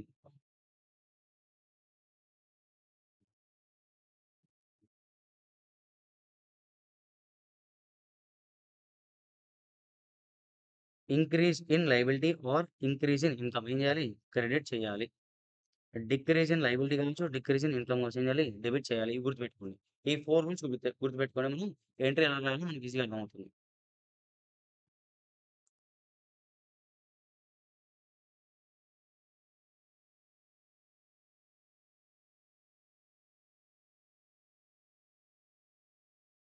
ఈ రూల్స్ ఓకేనా? ఇది రూల్. అసెట్, ఎక్స్‌పెన్స్ ఏ బ్యాలెన్స్ ఉంటది? Debit balance. Income, liability credit balance. Increase in expense కావచ్చు, ఇంక్రీజ్ ఇన్ అసెట్ కావచ్చు ఏం చేయాలి? డెబిట్ చేయాలి. డిక్రీజ్ ఇన్ ఇన్‌కమ్ కావచ్చు, డిక్రీజ్ ఇన్ లయబిలిటీ ఏం చేయాలి? డెబిట్ చేయాలి. Decrease in liability, decrease in income ఏం చేయాలి? Debit. Increase in liability, increase in income credit. Increase in asset, increase in expense ఏం చేయాలి? Debit. Decrease in asset, decrease in expense ఏం చేయాలి? Credit. ఇది రూల్ ఓకేనా? ఇది under modern approach. Traditional approach. ఎలా అయితే మనకి మోడర్న్ అప్రోచ్‌లో total different types of ledger accounts ఎక్కడ కవర్ అయితాయి? 4 నేచర్ ఆఫ్ అకౌంట్స్‌లో కవర్ అయితాయి. అంతేనా? నువ్వు ఎన్ని లెడ్జర్స్ అన్నా తీసుకో. ఏదన్నా తీసుకో. ఎక్కడ కవర్ అయితాయి? ఆ 4 నేచర్ ఆఫ్ అకౌంట్స్‌లో కవర్ అయిపోతాయి. ఏ లెడ్జర్ అకౌంట్ అయినా సరే అవునా? సేమ్ ఇట్లనే మన ట్రెడిషనల్ అప్రోచ్‌లో ఒక అన్ని లెడ్జర్ అకౌంట్స్‌కి నంబర్ ఆఫ్ లెడ్జర్ అకౌంట్స్ ఉంటాయి కదా! ఆ అన్ని నంబర్ ఆఫ్ లెడ్జర్ అకౌంట్స్ ఈ 3 నేచర్ ఆఫ్ అకౌంట్స్‌లో కవర్ అయిపోతాయి. మోడల్ మెథడ్‌లో 4 నేచర్స్ ఉంటాయి. ఇక్కడ 3 నేచర్స్ ఉంటాయి. చూడండి ఒకసారి. పర్సనల్ అకౌంట్ అనేది ఒక నేచర్. రియల్ అకౌంట్ అనేది ఒక నేచర్. నామినల్ అకౌంట్ అనేది ఒక నేచర్. మరి పర్సనల్ అకౌంట్ ఏంటిది? Covers all liabilities and some assets. ఇది గుర్తుపెట్టుకొని చెప్తాను. Real account all assets except asset covered under personal account. మనం పర్సనల్ అకౌంట్ ఏం మాట్లాడుకున్నాం? All assets and some sorry all liabilities but some assets. Real అకౌంట్‌లో ఏమున్నాయి? అన్ని అసెట్స్ ఉన్నాయి. Except assets covered under personal account. Nominal account ఏంటిది? All expenses, losses and incomes, gains. అంటే meaning ఏంటిది? నామినల్ అకౌంట్‌లో ఏం కవర్ అయితున్నాయి? Expenses, incomes. అవి 2 డిఫరెంట్ నేచర్స్ అక్కడ. ఇక్కడ మోడర్న్ మెథడ్‌లో అవి 2 డిఫరెంట్ నేచర్స్ అంతేనా? ఇక్కడేంటిది? ఇక్కడ 2 కవర్ అయిపోయినాయి. పర్సనల్ అకౌంట్ ఏముంటది? All liabilities and some assets. Real అకౌంట్‌లో ఏముంటాయి? All assets except assets covered under personal account. In డీటెయిల్‌గా చూద్దాం ఒక్కొక్కటి. Natural person. పర్సనల్ అకౌంట్‌లో మళ్ళీ sub divided into 3. Natural person, artificial person, representative person. Examples for natural person నువ్వు, నేను, Dharmaraju, Bhima, Karna, Nakula, Sahadeva. Natural persons. Artificial persons ఎవరు ఇక్కడ చూడండి. Example name of business. నువ్వు ఏ బిజినెస్ ఏమైనా పిలువు. మన వేదిక్ ఏంటిది? ఒక artificial person. Tata artificial person. HDFC bank artificial person. HP petrol bunk artificial person. Paradise biryani house artificial person. అర్థమైందా ఇప్పుడు? సొసైటీ పేరు. నార్మల్‌గా నారాయణ కాలేజ్ ఏంటిది? ఒక సొసైటీ. ఓకేనా? నలంద విద్యాలయం ఒక సొసైటీ. ఐఐటీ కాలేజ్ అన్ని సొసైటీస్. ఇంటర్మీడియేట్ కాలేజ్ అన్ని సొసైటీ. 10థ్ క్లాస్ స్కూల్స్ చూసినావా? అప్ టు 10థ్ క్లాస్ అవన్నేంటివి? Societies. And some organisations some etcetera, etcetera, etcetera వంటివి అవన్నీ ఆర్టిఫిషియల్ పర్సన్. అర్థమవుతున్నాయా? Representative person. Example all outstanding, all payables, all receivables. చూడండి ఒకసారి. Outstanding salary. సాలరీ అంటే మీనింగ్ ఏంటిది? సాలరీ అనేది ఒక పర్సన్ పే చేయాలి. అవునా కాదా? సాలరీ అనేది ఒక పర్సన్‌కి పే చేయాలి. పేమెంట్ సాలరీ పేమెంట్ కోటి. ఇక్కడ ఔట్‌స్టాండింగ్ సాలరీ అనేది కోటి సాలరీని రిప్రజెంట్ చేస్తుంది గదా! ఒక పర్సన్‌ని రిప్రజెంట్ చేస్తుంది కాబట్టి అదేంటిది? Representative person account. మీరు చూసుకోండి ఔట్‌స్టాండింగ్ ఏదున్నా అదొక పర్సన్ రిప్రజెంట్ చేస్తది. పేయబుల్స్ ఏవున్నా పేయబుల్స్ ఎవరికివ్వాలి? మనుషులకే కదా ఇవ్వాల్సింది. ఇక్కడ గుర్తుపెట్టుకోండి. మీకు చెప్పడం మర్చిపోయాను. పర్సన్స్ అంటే నువ్వు నేనే కాదిక్కడ. As per law persons are divided into following. మీకు చానా సార్లు చెప్పిన ఇది. ఇండివిడ్యువల్ అంటే ఎవరు? మనం కాదిక్కడ. సోల్ ప్రొప్రైటర్ ఉంటది చూసినావా? ఆ బిజినెస్ పేరు ఇక్కడ కవర్ అయింది. అర్థమైందా point? Hindu undivided family, partnership LLP, AOP, BOA company, artificial juridical person. వీళ్ళందరూ పర్సన్సేనా? ఆ! పేయబుల్స్ వీళ్ళకి. మనం ఏం చేసినాం? For example, for the name sake ఏమనుకుందాం, వేదిక అనేది ఇండివిడ్యువల్ అనుకుందాం. సోల్ ప్రొప్రైటర్‌షిప్ అనుకుందాం. ఇది మన పార్ట్నర్‌షిప్ కదా! సోల్ ప్రొప్రైటర్ అనుకుందాం. మనం ఏం చేయాలంటే, మనం ఉన్న ఉడిపి హోటల్‌లో మన ఫ్యాకల్టీస్ రోజు టిఫిన్ తినొస్తారు. మంత్లీ ఒకసారి పేమెంట్ చేస్తాం మనం. అయితే ఫస్ట్ డే 1 నుంచి డే 30 వరకు మనోళ్ళు ఏం చేస్తారు? టిఫిన్ తినొస్తారు. మనం ఏం చేయాలి? నెక్స్ట్ మంత్ ఫస్ట్ పే చేయాలి. మరి ఆ రోజు ఒకవేళ 30థ్ మంత్ ఎండ్ 30థ్ అనుకుందాం. 30థ్ రోజు మనము ఉడిపి హోటల్ పేయబులా కాదా? మనం కట్టినామా? కట్టలే కదా! పేయబుల్. పే చేయాలి. అవునా? మరి అవన్నేంటివి? పేయబుల్సేనా?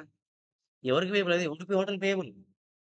పేయబుల్ అనేది ఎవరిని రిప్రజెంట్ చేస్తుంది? యూడీపీ హోటల్‌ని రిప్రజెంట్ చేస్తుంది. అలా రిప్రజెంట్ చేసే ప్రతి ఒక్కటి ఏమైతది? రిప్రజెంటేటివ్ పర్సనల్ అకౌంట్ అయిపోతది. అర్థమవుతుందా? ఎగ్జాంపుల్స్ చూడడానికి ప్రతి ఔట్‌స్టాండింగ్, రెంట్ ఔట్‌స్టాండింగ్ అవ్వచ్చు, ఏదైనా water bill outstanding, salary outstanding, మీరు ఔట్‌స్టాండింగ్ ముందు ఏదైనా పెట్టుకోండి. ఔట్‌స్టాండింగ్ తర్వాత ఏదైనా పెట్టుకోండి. ప్రిఫిక్స్ కాకపోతే సఫిక్స్ ఏదైనా పెట్టుకోండి. ఔట్‌స్టాండింగ్ అని వస్తది ఏమైతది అది? Representative personal account. Salary payable, salary receivable, outstanding అవ్వచ్చు, పేయబుల్ కావచ్చు, రిసీవబుల్ కావచ్చు. ఇవన్నీ ఏంటివి? Examples for representative person. Rent payable కావచ్చు, సాలరీ పేయబుల్ కావచ్చు, ఇంట్రెస్ట్ రిసీవబుల్ కూడా కావచ్చు. అర్థమవుతుందా? పర్సన్స్ ఎన్ని రకాలు? 7 types. AJP artificial judicial person ఎవరు కవర్ అవుతారు ఇక్కడ? All gods, company, body of individual, association of person, partnership, undivided family, individuals. These are 7 different types of persons. Traditional మెథడ్‌లో నేచర్ ఆఫ్ అకౌంట్స్ ఎన్ని? 3. ఫస్ట్ నేచర్ ఏంటిది? Personal account. Next real. తర్వాత nominal. ఇవేనా? Real అకౌంట్‌లో ఏమొస్తాయి? All assets అని గుర్తుపెట్టుకోండి present. Nominal అకౌంట్‌లో ఆల్ ఎక్స్‌పెన్సెస్. ఇక్కడ ఏం మాట్లాడుకున్నాం మనం? పర్సనల్ అకౌంట్‌లో కొన్ని లయబిలిటీస్, కొన్ని అసెట్స్ అన్నాం గదా! ఏ అసెట్స్ కవర్ అయితాయి అంటే రిసీవబుల్ అనే అసెట్ కవర్ అయితాయి ఇక్కడ. రిసీవబుల్ అనే అసెట్ తప్ప మిగతా అసెట్‌లన్నీ ఎక్కడ కవర్ అయితాయి? రియల్ అకౌంట్‌లో కవర్ అయితాయి. అర్థమవుతుందా పాయింటు? ఓన్లీ రిసీవబుల్ అనే అసెట్ మాత్రమే ఇక్కడ కవర్ అయితది. మిగతా అన్ని అసెట్స్ ఎక్కడ కవర్ అవుతాయి? రియల్ అకౌంట్‌లో. అర్థమైందా ఇప్పుడు ఏ అసెట్ కవర్ అయితదో? సమ్ అసెట్స్ అని చెప్పానా? అవే అవి. అర్థమైందా? ఓకేనా ఇప్పుడు? అంటే రిప్రజెంటేటివ్ పర్సనల్ అకౌంట్‌లో వచ్చే అసెట్స్ ఏవైతే ఉన్నాయో అవి తప్ప మిగతావన్నీ రియల్ అకౌంట్‌లో కవర్ అయితాయి. అర్థమైందా పాయింట్ ఇప్పుడు? ఈ 3 నేచర్స్‌లో ఉంటాయి అకౌంట్స్ అన్నీ చూసుకొని కావాల్సుంటాయి. అసెట్స్ అన్ని కవర్ అయినాయి. లయబిలిటీస్ అన్ని కవర్ అయినాయి. ఎక్స్‌పెన్స్ అన్ని కవర్ అయినాయి. ఇన్‌కమ్ అని కవర్ అయినాయి. 4 కవర్ అయినాయి. కవర్ కాలేదా? అయిపోయింది. Under traditional approach nature of accounts 3. Under modern approach nature of accounts 4. Rules under traditional approach. Personal అకౌంట్‌కి రూల్ ఏంటిది? Debit the receiver, credit the giver. గుర్తుపెట్టుకోవాలి. ఇది రూల్ ఖచ్చితంగా గుర్తుపెట్టుకోవాలి. Debit what comes in, credit what goes out. ఏదిది? Real account rule ఇది. Non account rule ఏంటిది? Debit all expenses, losses.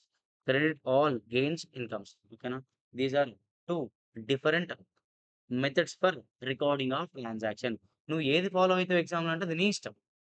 But నేను సజెస్టబుల్ ఏం చేస్తా కన్‌ఫ్యూజ్ అవ్వకుండా అంటే మోడర్న్ మెథడ్‌ని ఫాలో అవ్వమని చెప్తా. అర్థమవుతుందా? మనం ఫర్దర్‌గా మనమైతే మనం ఏం చేస్తాం? ఓన్లీ మోడర్న్ మెథడ్‌ని ఫాలో అవుతాం. ట్రెడిషనల్ మెథడ్ నేర్చుకుందాం. బట్ అప్లై ఏం చేయం. ఓకేనా? అర్థమవుతుందా? రెగ్యులర్ క్లాస్‌లో దానిపైన మనం అప్లికబుల్‌గా నేర్చుకుంటాం. బట్ ఇప్పుడు అవసరం లేదు. మీకేం కావాలి మెయిన్‌గా మోడర్న్ అప్రోచ్ కావాలంటే మోడర్న్ అప్రోచ్ చెప్తా. ఆన్సర్ సాల్వ్ అయిపోతుంది. ఓకేనా? సరే.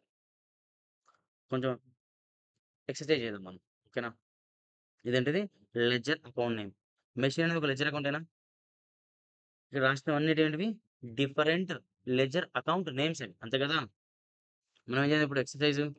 Nature of ledger account under modern method. Nature of ledger account under traditional method చేసుకుంటూ వెళ్ళాలి. మనకు ట్రెడిషనల్ మెథడ్ అవసరం లేదు కదా! వదిలేద్దాం. ఇది కావాలి మనకి. క్యాష్ ఏంటిది? By default cash and bank are assets. By default cash balance, bank balance are assets. ఓకేనా? ఎందుకని రెగ్యులర్ క్లాస్ చెప్పుకుందాం. ఇప్పుడు అంత టైం లేదు కాబట్టి రివైజ్ చేసుకుందాం. గుర్తుపెట్టుకోండి. క్యాష్ అనేది ఏంటిది? మోడర్న్ మెథడ్‌లో asset. Machine asset. Bank balance asset. Land asset. Building asset. Car asset. Furniture asset. Fixtures asset. Premises అంటే ఏంటి అసెట్. ప్రిమైసెస్ అంటే ఏంటిది? వాకిలి, వరాండా, ఖాళీ ప్లేస్. మన ఇంటి ముంగల ఖాళీ ప్లేస్ ఉంటది కదా! మన ఇంటి చుట్టూ అది. Premise asset. Complete asset. Salary paid. Salary ఏమైతది మనకి? ఎక్స్‌పెన్స్. Salary advance. మనం సాలరీ అడ్వాన్స్ ఇచ్చినాం. అడ్వాన్స్ ఏమైతది? అడ్వాన్స్ ఏమైతది? అసెట్ ఎట్లయితే చెప్తాను ఒకసారి.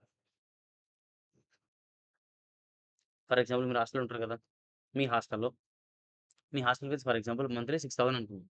బట్ ఫస్ట్ నువ్వు హాస్టల్‌లో జాయిన్ అయ్యేకంటే ముందు monthly fees 6,000 cost and deposit ఒక 1000 రూపాయలని తీసుకుంటాడు వాడు. Extra advance. నువ్వేం తింగర పని చేయకుండా నువ్వు ఎళ్ళిపోయినావనుకో హాస్టల్‌కెళ్ళి, ఎళ్ళిపోయిన రోజు నీకేం చేస్తాడు వాడు?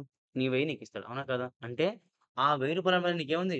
రైట్ టు రిసీవ్ ఉంది కదా! అందుకని సాలరీ అడ్వాన్స్ ఏమైతది మనకి? సెట్ అర్థమైందా ఇప్పుడు? Salary payable. పే చేయాలి. ఎగ్జాంపుల్ సరే. సాలరీ పేయబుల్ ఏమైతది? చిన్న ఎగ్జాంపుల్ మాట్లాడుకుందాం. మీరు హాస్టల్ రెంట్ కట్టాలిరా.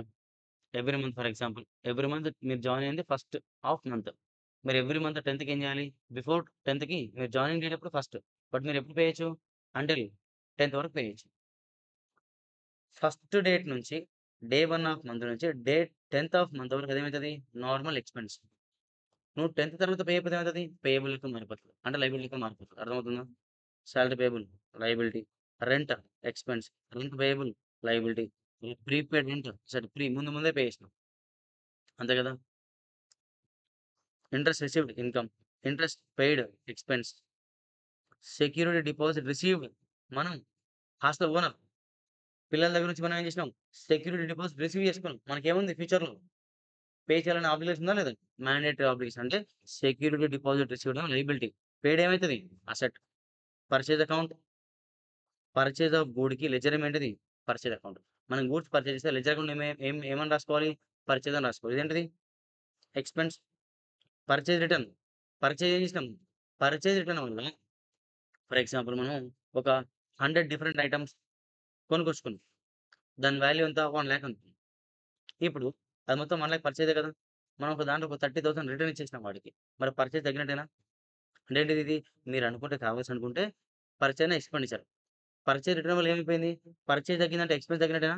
మీరు డిక్రీజ్ ఇన్ ఎక్స్‌పెన్స్ అని అనుకోండి, లేదా ఇన్‌కమ్ అని అనుకోండి. సేమ్ ట్రీట్‌మెంట్ వస్తది. ఓకేనా? Purchase of any asset. Ledger account name ఏం పేరు? అసెట్. పర్చేజ్ ఆఫ్ గూడ్‌కి purchases. Purchase of asset ledger account పేరు ఏం పేరు? అసెట్. అసెట్ పేరు ఏది ఇస్తది? ఇక్కడ రాసిన కదా! ఫర్ ఎగ్జాంపుల్ ఇక్కడ కార్ ఉంది. కార్ అని తీసుకోవాలి. అర్థమవుతుందా? నెక్స్ట్ స్టేషనరీ పర్చేజ్ చేస్తే స్టేషనరీ అని రాయాలి. Stationery nothing but expense. కొన్ని సార్లు గుర్తుపెట్టుకోండి. స్టేషనరీ అనేది సమ్‌టైమ్స్ అసెట్ డెఫినిషన్ మీట్ అయితది. అంత మాత్రాన అసెట్ అని రాయకూడదు. ఎగ్జాంపుల్ కాలిక్యులేటర్ తెచ్చుకున్నాం మనం. మన కాలేజ్ కాలిక్యులేటర్ వస్తుంది కదా! కాలిక్యులేటర్ తెచ్చుకున్నాం. స్టేషనరీ కాదా? స్టేషనరీ షాప్‌లో దొరికే సామాన్లన్నీ స్టేషనరీలో నిలవాలి. స్టేషనరీ షాప్‌లో దొరికింది కాలిక్యులేటర్ మనం కొనుక్కొచ్చుకున్నాం. మనం కొన్నప్పుడు అమ్మదాన్ని కొనుక్కొచ్చుకుంటామా? బిజినెస్‌లా వాడదామని తెచ్చుకుంటాం. అవునా కాదా? అంతేనా? అది మోర్ థాన్ 1 ఇయర్ వస్తదా? వస్తది. అయినప్పటికీ, చిన్న అమౌంట్ కాబట్టి స్టేషనరీ కింద రాసుకోవాలి. స్టేషనరీ ఐటెమ్స్ కొన్ని సార్లు ఏమైతాయంటే మనం అమ్మడం కోసం తెచ్చుకోము. మనం వాడదామని తెచ్చుకుంటాం. అయినప్పటికి దాన్నేమనాలి? ఎక్స్‌పెన్స్ అని పిలవాలి. బికాజ్ మేబీ దాంట్ల చిన్న అమౌంట్ ఇన్వాల్వ్ అయితాయి కాబట్టి. అర్థమవుతుందా? డెప్రిసియేషన్ తర్వాత మాట్లాడుకుందాం. ఇది ఎవరికీ తెలవదు. క్యారేజ్ ఇన్వార్డ్ అంటే మీనింగ్ ఏంటిది? క్యారేజ్ ఇన్వార్డ్ అంటే మీనింగ్ ఏంటిది? ఫర్ ఎగ్జాంపుల్ మనం ఏం చేసినామంటే మనం AC manufacturing sorry AC trader అనుకుందాం మనం. ఏసీ మ్యానుఫ్యాక్చరింగ్ షోరూమ్ దగ్గర మనం ఏసీలు కొనుక్కొచ్చుకున్నాం మనం. కొనుక్కొచ్చుకున్నప్పుడు అక్కడి నుంచి మన షాప్‌కి రావాలి కదా! ట్రాన్స్‌పోర్టేషన్ కాస్ట్ ఉంది. క్యారేజ్ ఇన్వార్డ్ అంటే మీనింగ్ ఏందంటే మన వస్తువులని వేరే షాప్ దగ్గర మన సప్లయర్ షాప్ దగ్గర నుంచి మన షాప్ దగ్గర తెచ్చుకుంటాం గదా! ఆ మధ్యలో ఏ ట్రాన్స్‌పోర్టేషన్ కాస్ట్ ఉందా? అది క్యారేజ్ ఇన్వార్డ్. అంటే గూడ్స్ మన గోడౌన్‌కి వచ్చేటప్పుడు మనకయ్యేది. ఇన్వార్డ్ వస్తాయి కదా! ఇన్వార్డ్ అంటే లోపలికి రావడం. లోపటికి వచ్చే ప్రాసెస్‌లో మనకయ్యే ఖర్చుందా transportation cost that is called carriage inward. Carriage outward అంటే మనం ఏసీని సేల్ చేసినాం. మనం చెప్పినాం కస్టమర్‌కి ఫ్రీ ఇన్‌స్టాలేషన్ అని చెప్పినాం. Free installation. వాడు కొంటాడు. మనమే డెలివరీ చేయాలి. మనమే ఫిక్స్ చేసి రావాలి. మనం మన గోడౌన్ నుంచి కస్టమర్ హౌస్‌కి తీసుకుపోయేటప్పుడు మనకు ట్రాన్స్‌పోర్టేషన్ కాస్ట్ అయితదా? That is called carriage outward. అంటే మీనింగ్ ఏంటిది? మన దగ్గర ఉన్న ప్రొడక్ట్ మన గోడౌన్ నుంచి బయటికి పోతుంది. ఔట్‌వర్డ్ పోతుంది. అలాంటప్పుడు ట్రాన్స్‌పోర్టేషన్ కాస్ట్ ఏమనాలి? Carriage outward. అర్థమైందా? ఈ 2 ఎక్స్‌పెన్సే కదా మనకి. కార్టేజ్ ఎక్స్‌పెన్స్ ఎందుకు? బుల్లక్ కార్ట్స్ అవి ఉంటాయి అవన్నీ. ట్రాన్స్‌పోర్టేషన్ నార్మల్ అందరికి తెలిసిందే. Freight, airways, waterways expense. ఇవన్నిటికి transportation. Sales, income, sales return, decrease in income. Sale అయినప్పుడు ఇన్‌కమ్ అని రాసుకున్నాం. 100 గూడ్స్ మనం సేల్ చేసినాం రూ. 1,00,000 వాడికి నచ్చక ఏం చేసిండు? గూడ్స్ రిటర్న్ ఇచ్చాడు. మనకేమైతది? Sales return. తగ్గిందా మరి ఇన్‌కమ్? 30,000 తగ్గింది. వాడికేమైతది? Purchase return. మనకు సేల్స్ రిటర్న్. వాడికి పర్చేజ్ అయితే మనకు సేల్. వాడికి పర్చేజ్ రిటర్న్ అయితే మనకు సేల్స్ రిటర్న్. డెటార్ గుర్తుపెట్టుకొని ఒక 2 టర్మ్స్ వస్తాయి ఇక్కడ. Debtor, creditor. డెటార్ అంటే అసెట్. క్రెడిటార్ అంటే లయబిలిటీ. బట్ ఎందుకో చెప్తా చూడండి ఒకసారి. ఇప్పుడు డెటార్, క్రెడిటార్ అనే పదం ఎప్పుడొస్తదంటే ఫర్ ఎగ్జాంపుల్ మీరు నేను ఉన్నారా? నేనేం చేశానంటే నా దగ్గర గూడ్స్ ఉన్నాయి. సమ్ గూడ్స్ ఉన్నాయి. నేనేం చేద్దాం అనుకున్నా ఫర్ ఎగ్జాంపుల్ నేను రత్నదీప్ షాప్ నాదనుకుందాం. మీరు నా దగ్గర రెగ్యులర్ కస్టమర్. గత 2, 3 ఇయర్స్ నుంచి ప్రతిరోజు వస్తారు నా దగ్గర సామాన్లు కొనుక్కోనిక. ప్రతిరోజు డబ్బులిస్తారు కొనుక్కుంటారు. డబ్బులిస్తారు కొనుక్కుంటారు. మీరు నాకు బాగా పరిచయం అయిపోయారు. నేనేం చేశానంటే మీకు ఇయాలొచ్చారు. ఒక 10,000 రూపీస్ గూడ్స్ తీసుకొని వెళ్ళిపోయారు. కట్టేటప్పుడు ఈరోజు లేవు సార్. ఒక 2 డేస్ తర్వాత ఇస్తా అన్నారు. ఓకే అని నేను చెప్పిన. ఇప్పుడు నేనేం చేసినా సేల్ చేసిన. మీరేం చేసారు పర్చేజ్ చేశారు. నాకది క్రెడిట్ సేల్. అంటే నేను అప్పు కమ్మిన. క్రెడిట్ సేల్ అంటే నథింగ్ బట్ అప్పు కమ్ముడు. మీరేం చేశారు క్రెడిట్ పర్చేజ్ చేశారు. అంటే అప్పు కొన్నారు. మీరేం అప్పు కొన్నారు. నేను అప్పు కమ్మిన. అప్పు కమ్మినప్పుడు, అప్పుకి కొన్నప్పుడు ఏమైతదంటే చూడండి. ఎందుకు? ఇప్పుడు మీరు నా బుక్‌లో మీ పేరు రాయాలా వద్దా నేను? నేను మర్చిపోతే మీరు పైసలిస్తారా? చెప్పలేము. అవునా? ఫర్ ఎగ్జాంపుల్ మీరు అప్పు కొన్నారు గదా! మీరు నా పేరు మీ బుక్‌లో నా పేరు రాసుకోవాలంటే రాసుకోవాలి. ఎందుకనంటే మీరు రాసుకోకపోతే నేనేం చేస్తా? మీరు 10,000 ఇయ్యాల్సిన కాడ 20,000 అడుగుతుండొచ్చు. నా దగ్గర ప్రూఫ్ ఉంది. నేను రాసుకున్నా. మీ దగ్గర ప్రూఫ్ ఉందా? లేదు. ఆ భయంతో ఏం చేయాలి? మీరు రాసుకోవాలి, నేను రాసుకోవాలి. ఇప్పుడు నా పేరు మీరు రాసుకోవాలి, మీ పేరు నేను రాసుకోవాలి. ఇప్పుడు నేను గూడ్స్ మీకు క్రెడిట్ సేల్ చేసినప్పుడు మీరు క్రెడిట్ పర్చేజ్ చేసినప్పుడు. సరే. మరి నా బుక్‌లో మీ పేరేముంటదంటే, నా బుక్‌ల మీ పేరేముంటదంటే, మీ దగ్గర నుంచి డబ్బులు కావాలా వద్దా? మనకేముంది మీ దగ్గర నుంచి? రైట్ టు రిసీవ్ ఉంది. ఈ ప్రాసెస్‌లో మీరు నాకేమైతే డెటార్. డెటార్ అంటే మీనింగ్ ఏంటిది? Right to receive cash from such person. ఆ పర్సన్ పేరు ఏం పేరు? డెటార్.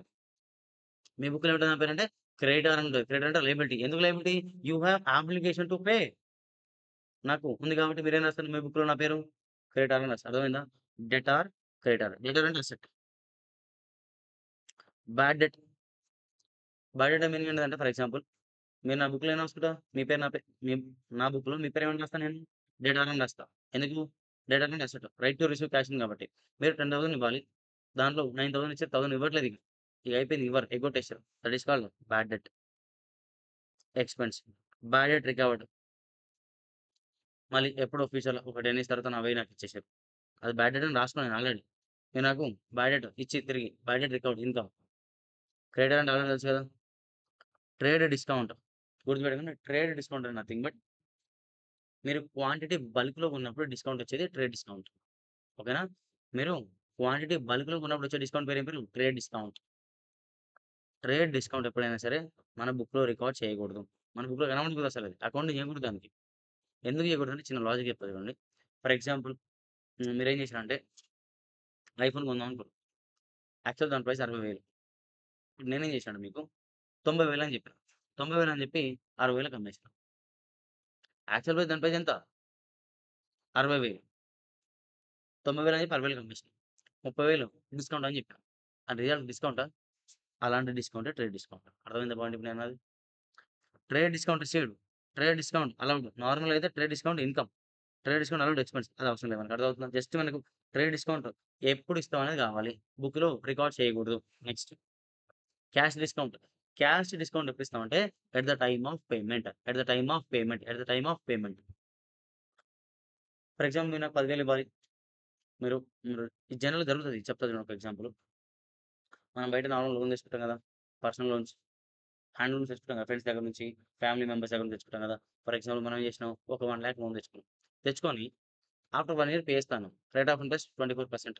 సో, 1,00,000 ఎంత మిత్తి కట్టాలి మనం? ఇంట్రెస్ట్ ఎంత కట్టాలి? 24,000 కట్టాలి. At the end of first year మనం ఏం చేయాలి? 1,24,000 పే చేయాలి. 1,24,000 పే చేస్తుంటే మన రిలేటివ్స్‌ని అడిగినాం. మనకు ఎవరైతే లోన్ ఇచ్చారో వాళ్ళని అడిగాం. 1,24,000 నేను ఇచ్చుకోలేను. ఒక 1,20,000 ఇస్తా అని చెప్పినాం. సరే అన్నాడు వాడు. దాని తర్వాత 4,000 ఇవ్వాల్సిన అవసరం ఉందా? మనకేమైందది? బెనిఫిటేనా? మనం 1,20,000 మన జేబులోకెళ్ళి పోవాలి. కానీ ఎంత పోయింది? 1,20,000 పోయింది. ఆ 4,000 బెనిఫిట్ కదా! మనం ఎందుకొచ్చినది?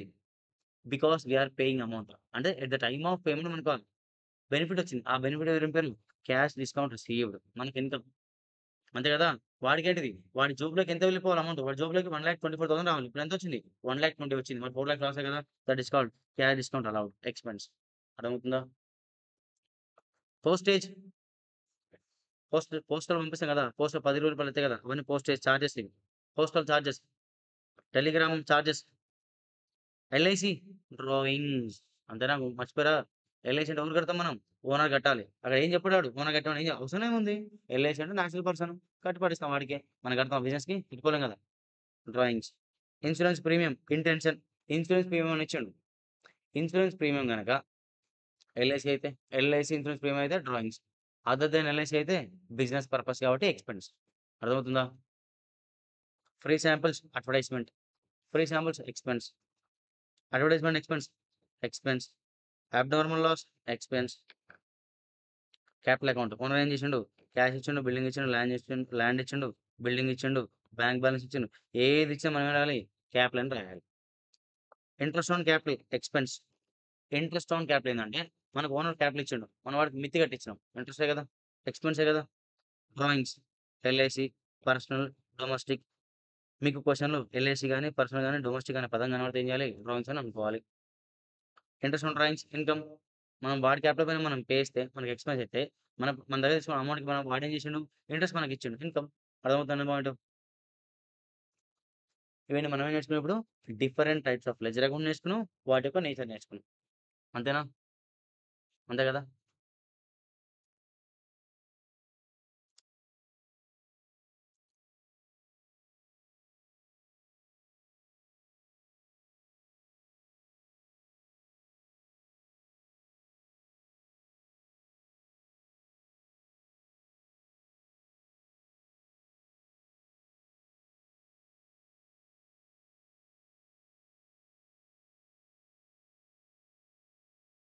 సరే.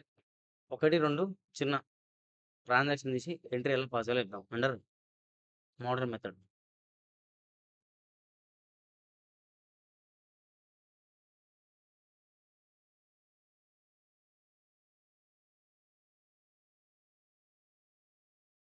Sale of goods for rupees 2,00,000. దీన్ని ఎంట్రీ రాసే కన్నా ముందు ఒక చిన్న ఒకటి నేర్పిస్తా చూడండి మీకు. ఎవ్రీ ట్రాన్సాక్షన్ అంటే ప్రతి ఒక్క transaction shall effect minimum 2 different ledger accounts of same nature or different nature. ఒకసారి చూడండి ఇది. Every transaction purchase of good ఏంటిది? సేల్ ఆఫ్ గూడ్ అనుకున్నాం మనం పైన. సరే. Purchase of goods for cash rupees 10,000 అనుకుందాం. ఇది ఒక ట్రాన్సాక్షనేనా? Yes, it is a transaction.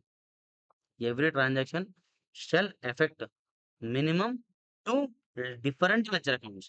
Ledger account ఏంటిది? పర్చేజ్ ఆఫ్ గూడ్ అంటే ఏం చెప్పినా మీకు? Purchase account. నెక్స్ట్ ఏంటిది? మనం పర్చేజ్ ఉత్తనే చేసినామా?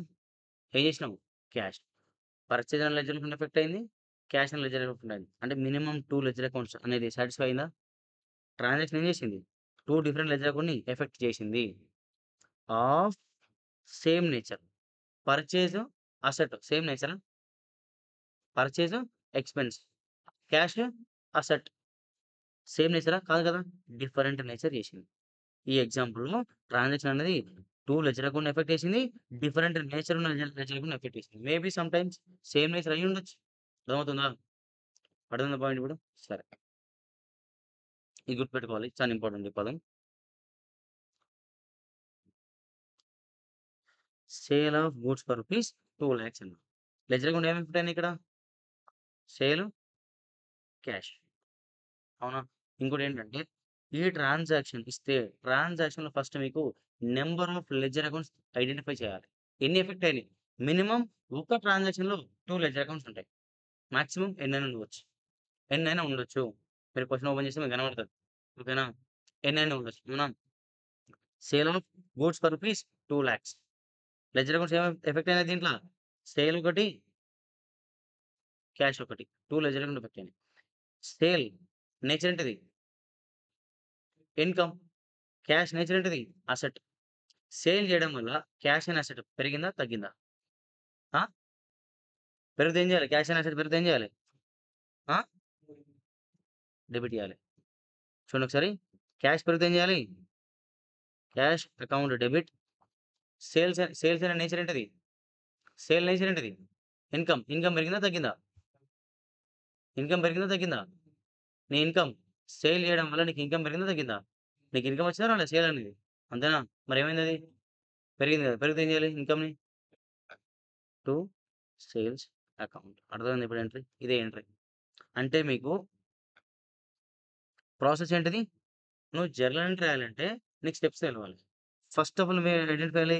ఇచ్చిన సెంటెన్స్‌ని అది ట్రాన్సాక్షనా కాదా నువ్వు ఐడెంటిఫై చేయాలి. అదే ట్రాన్సాక్షన్ అయితే నువ్వేం చేయాలి? మనకు తెలుసు కదా! ట్రాన్సాక్షన్ ఏం చేస్తది? మినిమమ్ 2 లెడ్జర్ అకౌంట్‌ని ఎఫెక్ట్ చేస్తది. ఆ లెడ్జర్ అకౌంట్స్ ఏదో ఐడెంటిఫై చేయాలి ఫస్ట్. ఐడెంటిఫై చేసిన తర్వాత ఏం చేయాలి నెక్స్ట్? ఐడెంటిఫై చేసిన లెడ్జర్ అకౌంట్‌కి నేచర్ కనుక్కోవాలి. అది అసెటా? లయబిలిటా? ఇన్‌కమా? ఎక్స్‌పెన్సా? అదయిపోయిన తర్వాత ఏం చేయాలి నెక్స్ట్?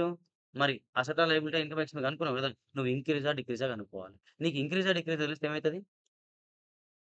ఇంక్రీజా? డిక్రీజా తెలిస్తే ఏమైతది? అది డెబిట్ చేయాలా? క్రెడిట్ చేయాలా తెలుస్తది కదా! అదే కదా ఎంట్రీ అంటే. స్టెప్ నంబర్ 1 ఏం చేయాలి? Identification of given sentence is a transaction or not. Second step ఏంటిది? ట్రాన్సాక్షన్ అయితే identification of ledger accounts.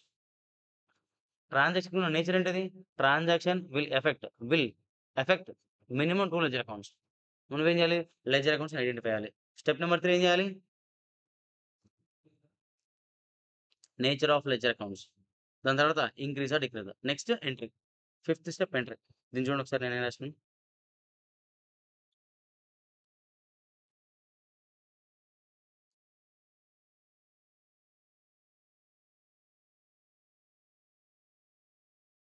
Steps to record the transaction under model ఇది పక్కన పెట్టేసేయండి. మనం వాడము అసలు. ఓకేనా? ఇది పక్కన పెట్టేసేయండి.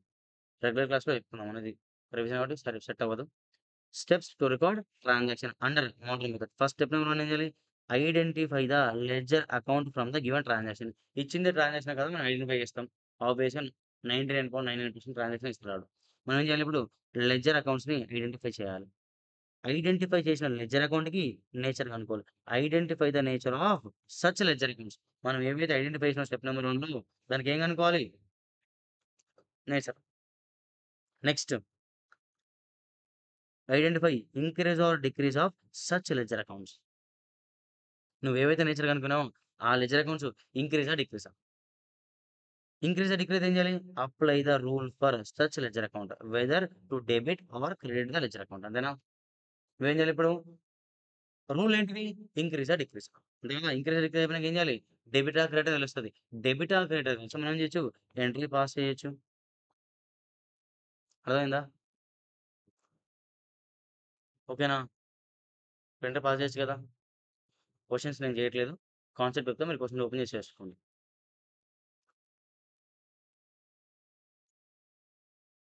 అర్థమైందా పాయింట్ ఇప్పుడు? ఏంటి అర్థమైందా? సరే. ఇప్పుడు కొత్తగా మీకు GST goods and service tax గురించి కూడా కొంత క్వెషన్‌లు అడుగుతున్నారు జనరల్ ఎంట్రీస్‌లో. సో, మరి గూడ్స్ అండ్ సర్వీస్ టాక్స్ గురించి కొంచెం బ్రీఫ్‌గా నేర్చుకుందాం. జీఎస్టీ అంటే మీనింగ్ ఏంటి చూడండి. Tax levied on supply of goods or services or both. Supply అంటే పర్చేజ్ కావచ్చు, సేల్ కావచ్చు. ఓకేనా? Tax levied on goods and services. Goods or services మనం సప్లై చేస్తే ఏమైతది? జీఎస్టీ లెవీ అయితది. Types of GST CGST, SGST, UTGST, IGST. ఓకేనా? Types of GST 4 types ఉన్నాయి.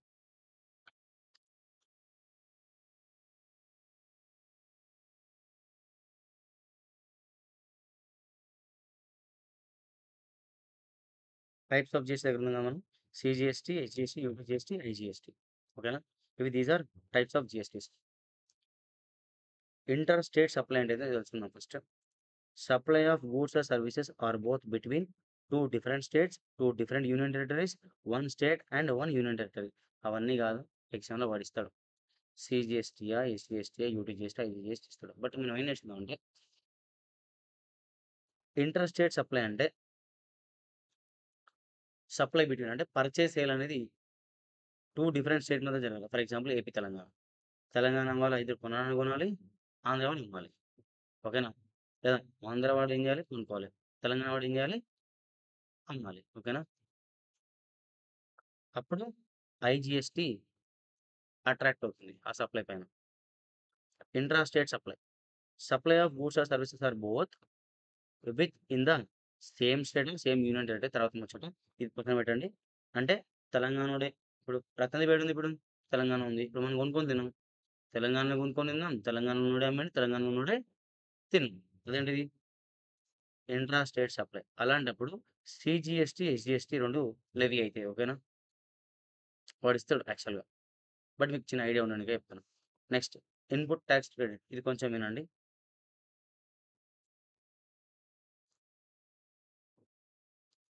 Manufacturer, wholesaler, retailer, consumer. ఓకేనా? మ్యానుఫ్యాక్చరర్ ఉన్నాడు. వాడు ఒక ఐటెమ్‌ని ఒక ప్రొడక్ట్‌ని మ్యానుఫ్యాక్చర్ చేసిండు. ఎంత? రూ. 800. ప్రాఫిట్ ఎంత తీసుకున్నాడు వాడు? 200 తీసుకుందాం అనుకుంటున్నాడు. మొత్తం వాడు ఎంత అమ్ముతాడు ఇప్పుడు? రూ. 1000 అమ్ముతాడు. ఈ 1000 అమ్మేటప్పుడు వాడు ఏం చేయాలి? సప్లై కదా! అమ్మినా, కొన్నా జీఎస్టీ వస్తది. ఓకేనా? At the time of sale and purchase GST వస్తది. అదే కదా మనం మాట్లాడుకుంది. జీఎస్టీ ఎప్పుడొస్తది చూడండి ఒకసారి. టాక్స్. జీఎస్టీ అనేది ఒక టాక్స్ అది. Tax is levied on supply of goods or services or both at the time of purchase sale. అంతేనా? మ్యానుఫ్యాక్చరర్ 800 పెట్టి ప్రొడక్ట్‌ని రెడీ చేసిండు. 200 ప్రాఫిట్ తీసుకుందాం అనుకుంటుండు. సో, మొత్తం ప్రాఫిట్ ఎంతైతది వాడికి? రూ. 1000 అయితది. రూ. 1000 అమ్మేటప్పుడు వాడు ఏం చేయాలి కస్టమర్ దగ్గర నుంచి? ఈ రూ. 1000తో పాటు జీఎస్టీ 10% అంట. అది ఏ జీఎస్టీ తర్వాత ముచ్చట. బట్ జీఎస్టీ తీసుకోవాలి. అది ఐజీఎస్టీ కావచ్చు, సీజీఎస్టీ కావచ్చు, ఎస్‌జీఎస్టీ కావచ్చు, యూటీ జీఎస్టీ కావచ్చు. ఏదైనా కావచ్చు. బట్ రూ. 100 ఏం చేయాలి కస్టమర్ దగ్గర నుంచి? కలెక్ట్ చేసుకోవాలి. ఓకేనా? ఈ రూ. 1000తో పాటు రూ. 100 కలెక్ట్ చేసుకోవాలి కస్టమర్ దగ్గర నుంచి. మొత్తం టోటల్ ఎంతొస్తది? మ్యానుఫ్యాక్చరర్‌కి 1100. ఆ 1100లో ఆ 1100లో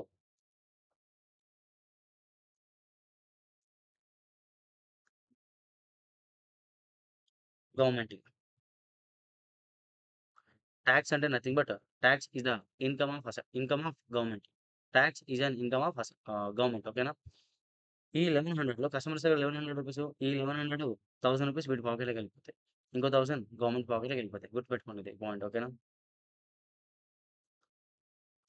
ఈడు గవర్నమెంట్ కట్టాలి రూ. 1000 దాన్నేమనాలి?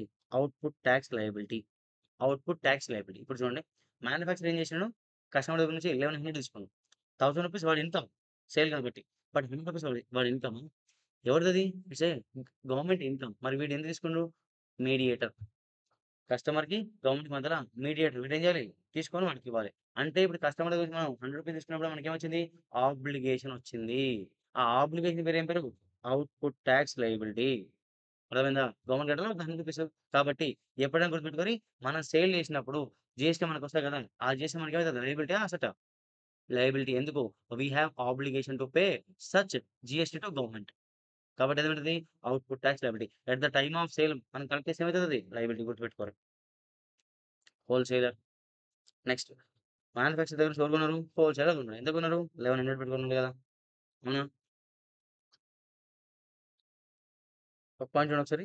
GST burden ultimately Born by consumer. అంటే మీనింగ్ ఏందంటే ఏదైతే ఈ 100 ఉందో అల్టిమేట్‌గా ఈ 100 ఎవరు భరించాలి అనంటే ఎవరు పే చేయాలంటే కస్టమర్. అల్టిమేట్‌గా GST customer has to pay to government. కాకపోతే కస్టమర్ పే చేయడు గవర్నమెంట్‌కి. ఇక్కడ ఎవరు పే చేస్తారు? మీడియేటర్‌కి. మీడియేటర్ ఐదర్ మ్యానుఫ్యాక్చరర్ కావచ్చు, హోల్‌సేలర్ కావచ్చు, రిటైలర్ కావచ్చు, కన్స్యూమర్ కావచ్చు. ఎవరైనా కావచ్చు సారీ కన్స్యూమర్ కాదు ఈళ్ళు ముగ్గురు. ఎవరైనా మీడియేటర్ అవసరం ఎవరికి? గవర్నమెంట్‌కి. కస్టమర్ యాక్చువల్ గవర్నమెంట్ పే చేయాలి. కానీ పేయనీకి స్కోప్ ఉందా? లేదు. ఇప్పుడు ఏం చేస్తాడు వీడు? మీడియేటర్‌ని పే చేస్తాడు. మీడియేటర్ ఏం చేయాలి? గవర్నమెంట్ పే చేయాలి. ఈ పాయింట్ గుర్తుపెట్టుకోండి. నెక్స్ట్ మ్యానుఫ్యాక్చర్ దగ్గర నుంచి హోల్‌సేలర్ ఏం చేసిండు? కొన్నాడు. ఎంత కొన్నాడు? రూ. 1100కి. అంతేనా? బట్ ఇక్కడ చూడండి హోల్‌సేలర్‌కి ఏదైతే ప్రొడక్ట్ కొన్నాడో హోల్‌సేలర్ వీడికి ఎంత అయిందండి ఖర్చు? రూ. 1000. ఎందుకు రూ. 1000 ఖర్చయిందంటే, ఈ రూ. 100 ఎవరు పే చేసారు ఇప్పుడు? యాక్చువల్‌గా హోల్‌సేలర్ పే చేసాడు. కన్స్యూమర్ కొన్నాడు కదా! జీఎస్టీ పే చేసేది. ఇప్పుడు వీడు కొన్నాడు కాబట్టి వీడేం చేస్తాడు? రూ. 100 జీఎస్టీ పే చేసుంటాడు. యాక్చువల్‌గా ఆ జీఎస్టీ హోల్‌సేలర్ పే చేయాలా? నో. ఎవరు పే చేయాలి? కస్టమర్ పే చేయాలి. మరి గవర్నమెంట్ అడుగుతాడు. అరే! గవర్నమెంట్‌ని అడుగుతాడు వీడు. హోల్‌సేలర్ అడుగుతాడు. సార్ మీరేమో జీఎస్టీ యాక్ట్‌లో ఏం చెప్పారు? జీఎస్టీ అనేది కన్స్యూమర్ కట్టాలన్నారు. బట్ నేనిక్కడ కట్టినా మరేంది నా పరిస్థితి అని అడిగిండు. అరే బాబు తొందరగా పడకు. నువ్వు ఏదైతే జీఎస్టీ కట్టినావో అది నీకు రిఫండ్ ఇస్తా అంటాడు. రిఫండ్ ఇస్తా అంటాడు. ఓకేనా? మరిప్పుడు ఈ రూ. 1000 నీ రిఫండ్ వస్తాయి కదా! గవర్నమెంట్ దగ్గర నుంచి నీకేముంది రిఫండ్ రావాలంటే రైట్ టు రిసీవ్ క్యాష్ ఉందా లేదా? ఎంత? రూ. 100. రూ. 100 రైట్ టు రిసీవ్ క్యాష్ ఉందా లేదా? అంటే నువ్వు పర్చేజ్ చేసినప్పుడు నువ్వేం చేసినావు? జీఎస్టీ పే చేసినావు. నువ్వు పర్చేజ్ చేసినప్పుడు జీఎస్టీ పే చేసినావు కదా! అది నీకేముంది? గవర్నమెంట్ దగ్గర నుంచి రైట్ టు రిసీవ్ క్యాష్ ఉంది. ఎందుకు రైట్ టు రిసీవ్ క్యాష్ ఉంది? అది నువ్వు కట్టాల్సిన అమౌంట్ కాదు. కస్టమర్‌కి కట్టాల్సిన అమౌంట్ నువ్వు కట్టినావు ప్రెజెంట్ ఇప్పుడు. కస్టమర్ ఆ ప్రొడక్ట్ కొన్నప్పుడు ఆ జీఎస్టీ నేను నీకిచ్చేస్తా. అవునా కాదా? అంటే నీకు ఏదైతే నువ్వు జీఎస్టీ పే చేసినావో అది నీకేమైతది? రైట్ టు రిసీవ్ ఉందా లేదా? మరి రైట్ టు రిసీవ్ క్యాష్ ఉంది కదా! అదేంటి అసెటేనా? ఆ అసెట్ పేరు ఏం పేరు? Input tax credit. Input tax credit దాన్నేమనాలి? అసెట్. అర్థమవుతుందా? అంటే మనం పర్చేజ్ చేసినప్పుడు ఏదైతే మనం జీఎస్టీ పే చేసామో మనకేమైతదది? మనం పర్చేజ్ చేసినప్పుడు ఏదైతే జీఎస్టీ పే చేసామో అదేమైతది? అసెట్. మనం సేల్ చేసినప్పుడు ఏమైతది? జీఎస్టీ వస్తది కదా మనకి. అదేమైతది? లయబిలిటీ ఎందుకు? మనకు కావాల్సిన గవర్నమెంట్‌కి పే చేయాలి. మరి ఈ పాయింట్ వల్ల మనకేమర్థమైంది? కస్టమర్ జీఎస్టీ పే చేయాలి. ఇక్కడ ఎవరు పే చేసిండు? హోల్‌సేలర్ పే చేసిండు. అంతేనా? గుర్తుపెట్టుకోండి. ఇక్కడ మనం ఎవరు? Artificial person. అంతేనా? అకౌంట్స్ చేసేటప్పుడు మనం ఏమని ఫీల్ అవ్వాలి? Artificial person. Artificial nothing but business man. అంటే మనం మ్యానుఫ్యాక్చరర్ లేదా హోల్‌సేలరో, రిటైలరో అయ్యుంటాం. మన బిజినెస్ ఐదర్ ఇది లేదా, ఇది లేదా, ఇది అయ్యుంటది. ఖచ్చితంగా. మనం సేల్ చేస్తే ఏం కావాలి? జీఎస్టీ గవర్నమెంట్ పే చేయాలి. మనం కొంటే ఏం కావాలి? గవర్నమెంట్ జీఎస్టీ మనకివ్వాలి. మనకివ్వాలంటే మీనింగ్ అసెట్. మనం వాళ్ళకి పే చేయాలంటే లయబిలిటీ. అర్థమైందా పాయింట్ ఇప్పుడు జీఎస్టీ? ఇంత డీటెయిల్‌గా నేను చెప్పలేను. బట్ మీకు ఎంత తెలియాలో అంత చెప్పేసిన. అర్థమవుతుందా? At the time of sale of both goods or assets or services. మనం ఏం చేసినాం? సేల్ చేసినాం. వేటిని? గూడ్స్‌ని కావచ్చు, అసెట్స్‌ని కావచ్చు, సర్వీస్‌ని కావచ్చు. లేదా ఈ మూడిటిని కలిపి కూడా చేయొచ్చు. మనకేమొస్తది? ఏదో ఒక జీఎస్టీ వస్తదప్పుడు. వాడు క్వెషన్‌లో ఇస్తాడు ఏ జీఎస్టీ అనేది. GST is a liability to the supplier. Supplier అంటే మనమేనా ఇక్కడ? మనం అమ్మిన గూడ్స్‌ని. మనం అమ్మితే ఆబ్వియస్‌గా ఏమైతది లయబిలిటీనా? ఎందుకు లయబిలిటీ అర్థమైందా? At the time of purchase. ఏం పర్చేస్ చేసినాం? అసెట్ గాని, గుడ్ ఏదో పర్చేస్ చేసినాం. మనకేమైతది? అసెటేనా? For the purchaser. ఎవరైతే గూడ్స్ కొంటాడో వాడికేమైతది? GST asset. ఎందుకు అసెట్ అర్థమైందా? ఇది అయిపోయింది కదా! స్టెప్స్, రికార్డ్, ట్రాన్సాక్షన్ అర్థమైంది కదా అందరికి. Proforma, date, particulars, ledger folio, debit balance, credit balance. ఓకేనా? ఓకేనా? సరే. కొన్ని సార్లు జీఎస్టీ కాలిక్యులేషన్ క్వెషన్స్‌లో ఇబ్బందవుతాదనమాట. దానికి మనం ఒక షార్ట్‌కట్ కనుక్కున్నాం. ఆ షార్ట్‌కట్‌లో మీరు ఏసిర్రనుకో ఆన్సర్ వచ్చేస్తది. గుర్తుపెట్టుకోండి. GST is calculated on net amount payable or receivable. ఒక పాయింట్ మీకేం గుర్తున్నానంటే, ఇప్పుడు ఫర్ ఎగ్జాంపుల్ 1,00,000 రూపీస్ పెట్టి ఏదైనా గూడ్స్ పర్చేజ్ చేసినాం. గూడ్స్ పర్చేజ్ చేసినాం గదా! వాడేం చేసినాడు మనకు ట్రేడ్ డిస్కౌంట్ ఇచ్చిండు. ఎంత? 20%. 1,00,000 మనం పెట్టి గూడ్స్ పెట్టి కొన్నాం. ట్రేడ్ డిస్కౌంట్ ఎంత ఇచ్చాడు? 20%. అంటే మనం వాడికి ఎంత పే చేయాలి అమౌంట్? ట్రేడ్ డిస్కౌంట్ మన బుక్‌లో రికార్డ్ చేయాలా? అంటే జీఎస్టీ మనం పే చేయడం గావచ్చు, జీఎస్టీ మనం తీసుకోవడం గావచ్చు. ఏ అమౌంట్ పైన జీఎస్టీ తీసుకోవాలి, ఏ అమౌంట్ పైన జీఎస్టీ కట్టాలి. Net amount. మనం పర్చేజ్ ఏం చేసినాం? 1,00,000 పెట్టి పర్చేజ్ చేసినాం. 1,00,000 పెట్టి పర్చేజ్ చేస్తే వాడికి ఎంత ఇవ్వాలి మనం? 80,000 ఇవ్వాలి. ఇప్పుడు జీఎస్టీ 1,00,000 పైన తీసుకోకూడదు మనం. మనం 1,00,000 పైన పే చేయకూడదు.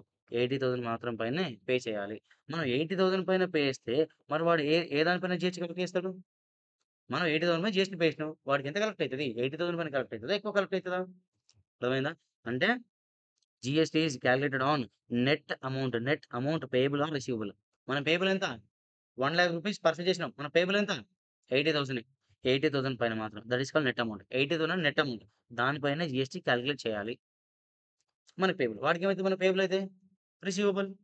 వాడికి రిసీవబుల్ ఎంత? నెట్ అమౌంట్ ఎంత? 80,000. దానిపైన జీఎస్టీ వాడు తీసుకోవాలి. మనం జీఎస్టీ నెట్ అమౌంట్ పైన చేయాలి. వాడు జీఎస్టీ నెట్ అమౌంట్ పైన తీసుకోవాలి. అర్థమైందా పాయింట్ ఇది? ఈ point important. Particulars. Total purchase meaning ఏంటిది? Cash purchase plus credit purchase. ఇప్పుడు పర్చేజ్ ఎంత రకాలు ఉంటది? క్యాష్ పర్చేజ్ ఉండొచ్చు, క్రెడిట్ పర్చేజ్ ఉండొచ్చు, మిక్స్డ్ పర్చేజ్ ఉండొచ్చు. మనం ఏం చేయొచ్చు ఫర్ ఎగ్జాంపుల్ 1,00,000 గూడ్స్ మొత్తం క్రెడిట్ బేస్ పైన పర్చేజ్ చేయొచ్చు. 1,00,000 గూడ్స్ మొత్తం క్యాష్ ఇచ్చి పర్చేజ్ చేయొచ్చు. లేదా సమ్‌టైమ్స్ ఏం చేయొచ్చు 1,00,000 గూడ్స్ పర్చేజ్ చేసినాం. 50,000 క్యాష్ ఇచ్చినాం ఇప్పుడు. ఇంకో 50,000 తర్వాత ఇవ్వచ్చు. టోటల్ పర్చేజ్ అనే మీనింగ్ ఏంటిది? Cash purchase plus credit purchase కలిపి టోటల్ పర్చేజ్ వచ్చింది. మనకేమన్నా ఈ పర్చేజ్ పైన ట్రేడ్ డిస్కౌంట్ వచ్చినా, లేదా నార్మల్ డిస్కౌంట్ అని ఇచ్చిండు. ఏం చేయాలి మనం ఇప్పుడు? మేనేజ్ చేయాలి. మనకేమొస్తదప్పుడు? నెట్ అమౌంట్ ఒస్తది. ఈ నెట్ అమౌంట్ పైన మనం ఏం జేయాలి? జీఎస్టీ కాలిక్యులేట్ చేయాలి. అర్థమైందా? నెట్ అమౌంట్ అర్థమైందా ఇప్పుడు? నెట్ అమౌంట్ ఎట్లా కాలిక్యులేట్ చేయాలి? Total purchase minus trade discount or normal discount or rebate అని వస్తది ఇక్కడ. రిబేట్ అనే పదం వచ్చినా అదే. రిబేట్ అన్నా డిస్కౌంటే. ఓకేనా? ఇప్పుడు మనకు టోటల్ నెట్ అమౌంట్ ఒస్తది.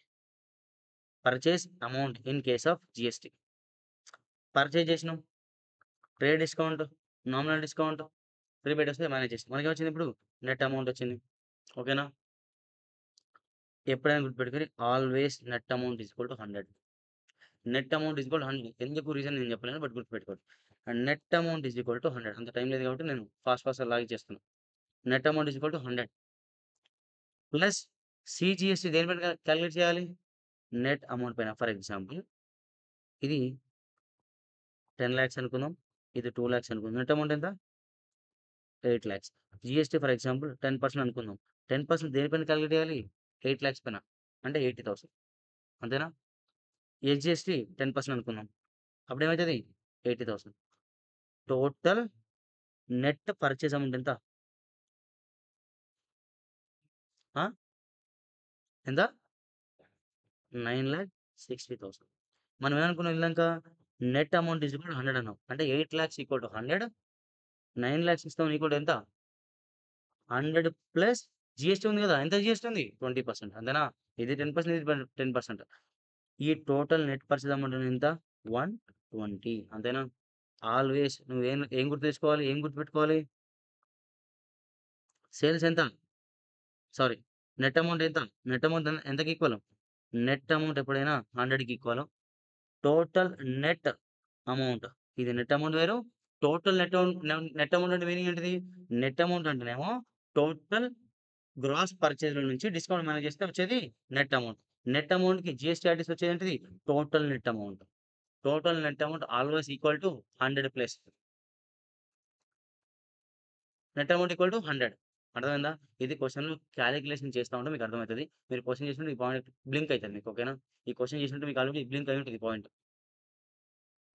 ఒకవేళ క్వెషన్‌లో మీకు క్యాష్ డిస్కౌంట్ అని ఇస్తే ఇక్కడ అది డిస్కౌంట్ అని మైనస్ చేయకూడదు. ఇగ్నోర్ చేయాలి. ఎందుకు? జీఎస్టీ ఎప్పుడు కడతాం మనం? At the time of purchase or sale. GST కట్టేది తీసుకోవడం మనం ఎప్పుడు కడతాం? ఎప్పుడు తీసుకుంటాం అంటే at the time of purchase, at the time of sale. Cash discount ఎప్పుడొస్తది? At the time of payment. మరి సంబంధం ఉందా అసలు దీనికి? పర్చేజ్‌కి సంబంధం ఉందా? సేల్‌కి సంబంధం ఉందా? కాబట్టి ఒకవేళ మీకు క్వెషన్‌లో క్యాష్ డిస్కౌంట్ ఇస్తే ఈ కాలిక్యులేషన్‌లో ఏం చేయాలి? ఇగ్నోర్ చేయాలి. దీన్ని అకౌంటింగ్ చేయదని నేను చెప్పట్లేదు. ఈ కాలిక్యులేషన్‌లో దీన్ని ఇగ్నోర్ చేయాలి అని చెప్తున్నా. అర్థమవుతుందా? మీరు టోటల్ నెట్ అమౌంట్ కనుక్కునే ప్రాసెస్‌లో క్యాష్ డిస్కౌంట్‌ని ఇగ్నోర్ చేయాలి. మరి దీన్ని అకౌంటింగ్ ఎలా చేయాలి? ట్రేడ్ డిస్కౌంట్‌ని ఈ కాలిక్యులేషన్‌లో యూజ్ చేయాలి. కానీ అకౌంటింగ్ చేయకూడదు. గుర్తుందా? మర్చిపోయారా? గుర్తుంది కదా! సేమ్ సేల్స్ అమౌంట్ కూడా అంతే. Total sales, cash sales, credit sale తీసుకోవాలి. దాంట్లో నుంచి ఏమైనా చేయాలి? ట్రేడ్ డిస్కౌంట్ కావచ్చు, నార్మల్ డిస్కౌంట్ కావచ్చు, రిబేట్ కావచ్చు. మైనస్ చేయాలి. మనకేమొస్తది అప్పుడు? నెట్ అమౌంట్ వస్తది. Net amount equal to 100. దీనికేం చేయాలి? నెట్ అమౌంట్ పైన మనం ఏం చేయాలి? సీజీఎస్టీ, ఎస్జీఎస్టీ లేదా ఐజీఎస్టీ అని ఇస్తరు ఎగ్జామ్‌లో. ఐజీఎస్టీ క్యాలిక్యులేట్ చేయాలి. మనకేమొస్తది? టోటల్ నెట్ అమౌంట్ వస్తది. Total net amount always more than 100. 100 అంటే నెట్ అమౌంట్. అర్థమైందా? నెట్ అమౌంట్ అంటే ఏంటిది? Gross minus discount. Gross minus discount. Net amount. Net అమౌంట్‌కి జీఎస్టీ యాడ్ చేస్తే టోటల్ నెట్ అమౌంట్. అర్థమైందా? ఇక్కడ ఒకవేళ ఏం చేయాలి? క్యాష్ డిస్కౌంట్సే ఈ కాలిక్యులేషన్‌లో మాత్రమే ఇగ్నోర్ చేయాలి. దీన్ని అకౌంటింగ్ ఎలా అవుతదో చేయాలి. ట్రేడ్ డిస్కౌంట్‌ని ఈ కాలిక్యులేషన్‌లో మాత్రం వాడాలి. బట్ అకౌంటింగ్ చేయకూడదు. అంతే కదా మనం నేర్చుకుంది. ఈ దానికి ఏం చేయాలి మీరు? చూడండి ఒకసారి. If in question gives total net sales purchase including GST and CGST and SGST. క్వెషన్‌లో ఏమి ఇచ్చిండు? నీకు సేల్స్ ఇచ్చిండ్రా. సేల్స్ ఇచ్చి ఏం చెప్పిండు? సేల్స్ ఇచ్చి ఆ సేల్స్‌లో జీఎస్టీ ఇంక్లూడ్ అయ్యింది అని అన్నాడు. ఓకేనా? ఇంక్లూడ్ అయింది అని అన్నాడు. టోటల్ నెట్ సేల్స్ ఎంత? మనకిచ్చింది ఏమనుకోవాలి వాడు? వాడిచ్చింది ఏమనుకోవాలి మనం? నెట్ సేల్స్ అనుకోవాలి. క్వెషన్‌లో ఏమిచ్చిండు? సేల్స్ 1,00,000 అని ఇచ్చిండు. ఆ 1,00,000లో జీఎస్టీ కూడా ఇంక్లూడ్ అయింది 12% అని చెప్పిండు. సేల్స్ 1,00,000 అని ఇచ్చిండు. ఆ 1,00,000 లోపల జీఎస్టీ 12% ఇంక్లూడింగ్ అన్నాడు. ఇప్పుడు ఆ 1,00,000ని ఏమనుకోవాలంటే టోటల్ నెట్ అమౌంట్ ఏనా అది? అంతే కదా! ఎందుకు? టోటల్ నెట్ అమౌంట్ అంటే మీనింగ్ ఏంటిది? నెట్ అమౌంట్‌కి జీఎస్టీ కూడా యాడ్ అయింది. మనం అదే కదా మాట్లాడుకునేది. 1,00,000 సేల్స్‌లో జీఎస్టీ కూడా ఇంక్లూడ్ అయింది. అది ఈక్వల్ టు ఎంత? 100 ప్లస్సే కదా! జీఎస్టీ ఎంతని చెప్పిన నేను? 12% అని చెప్పిన. ఇప్పుడు 1,00,000 కూడా ఏమైతది? 112 అంతేనా? ఇప్పుడు నెట్ సేల్స్ కావాలంటే వచ్చా రాదా? Net sales equal to 100. Total net sales equal to 112. 112 balance ఎంత? 1,00,000. 1,00,000 ఈక్వల్ టు 112 అర్థమైందా ఈ పాయింట్ నేనన్నది? వాడిచ్చిందేమన్నాడు? సేల్స్ అన్నాడు. ఈజ్ ఈక్వల్ టు 1,00,000 అన్నాడు. ఈ 1,00,000లో 12% జీఎస్టీ ఇంక్లూడ్ అయిందంట. మరి దేనికి ఈక్వల్ ఇది? 112కి ఈక్వలా? 100కి ఈక్వలా? 112కి ఈక్వల్. ఆల్రెడీ మనం పైన మాట్లాడుకున్నాం. 112 ఈక్వల్ టు 1,00,000 మనకేం కావాలి ఇప్పుడు? సేల్స్ కావాలి. అంతేనా? ఎందుకు? మన సెపరేట్ అకౌంట్ సేల్స్‌ని సెపరేట్ అకౌంట్ చేయాలి. సీజీఎస్టీని, ఎస్‌జీఎస్టీని, జీఎస్టీ మొత్తాన్ని సెపరేట్ అకౌంటింగ్ చేయాలి. మనకెంత కావాలి ఇప్పుడు? 100 ఎంత? అంతే కదా! 100 అంటే ఏంటి? నెట్ సేల్స్ ఎంత? కొట్టండి ఆన్సర్ వచ్చేస్తది. అర్థమైందా? ఇది మీరు ఆల్రెడీ క్వెషన్ చేసి ఉంటే అర్థమైతది. అర్థం కాకపోతే ఇది రివైండ్ చేసుకొని మళ్ళా వినండి. విని ఈ క్వెషన్ చేయండి. ఇల్లుస్ట్రేషన్ 9 ఐసీఐ ఇల్లుస్ట్రేషన్ నంబర్ 9లో పాయింట్ నెంబర్ 2 చేయండి. మీకు అర్థమవుతుంది ఈ పాయింట్. ఓకేనా? నెక్స్ట్ ఇది ఆల్రెడీ చెప్పిన. డేటా ఎప్పుడొస్తాడు? క్రెడిటార్ ఎప్పుడొస్తాడు అంతేనా మనం చెప్పుకుంది? ఇంకోటి క్వెషన్‌లో గనక మీకు లిస్ట్ ప్రైస్ అని ఇస్తే అది ఎట్లా అర్థం చేసుకోవాలి? క్వెషన్‌లో సేల్ అని ఇవ్వడు. లిస్ట్ ప్రైస్ అంటాడు. లిస్ట్ ప్రైస్ అని ఇస్తే ఏం అర్థం చేసుకోవాలంటే in question given only GST. చూడండి ఒకసారి. లిస్ట్ ప్రైస్ అని ఇచ్చాడు.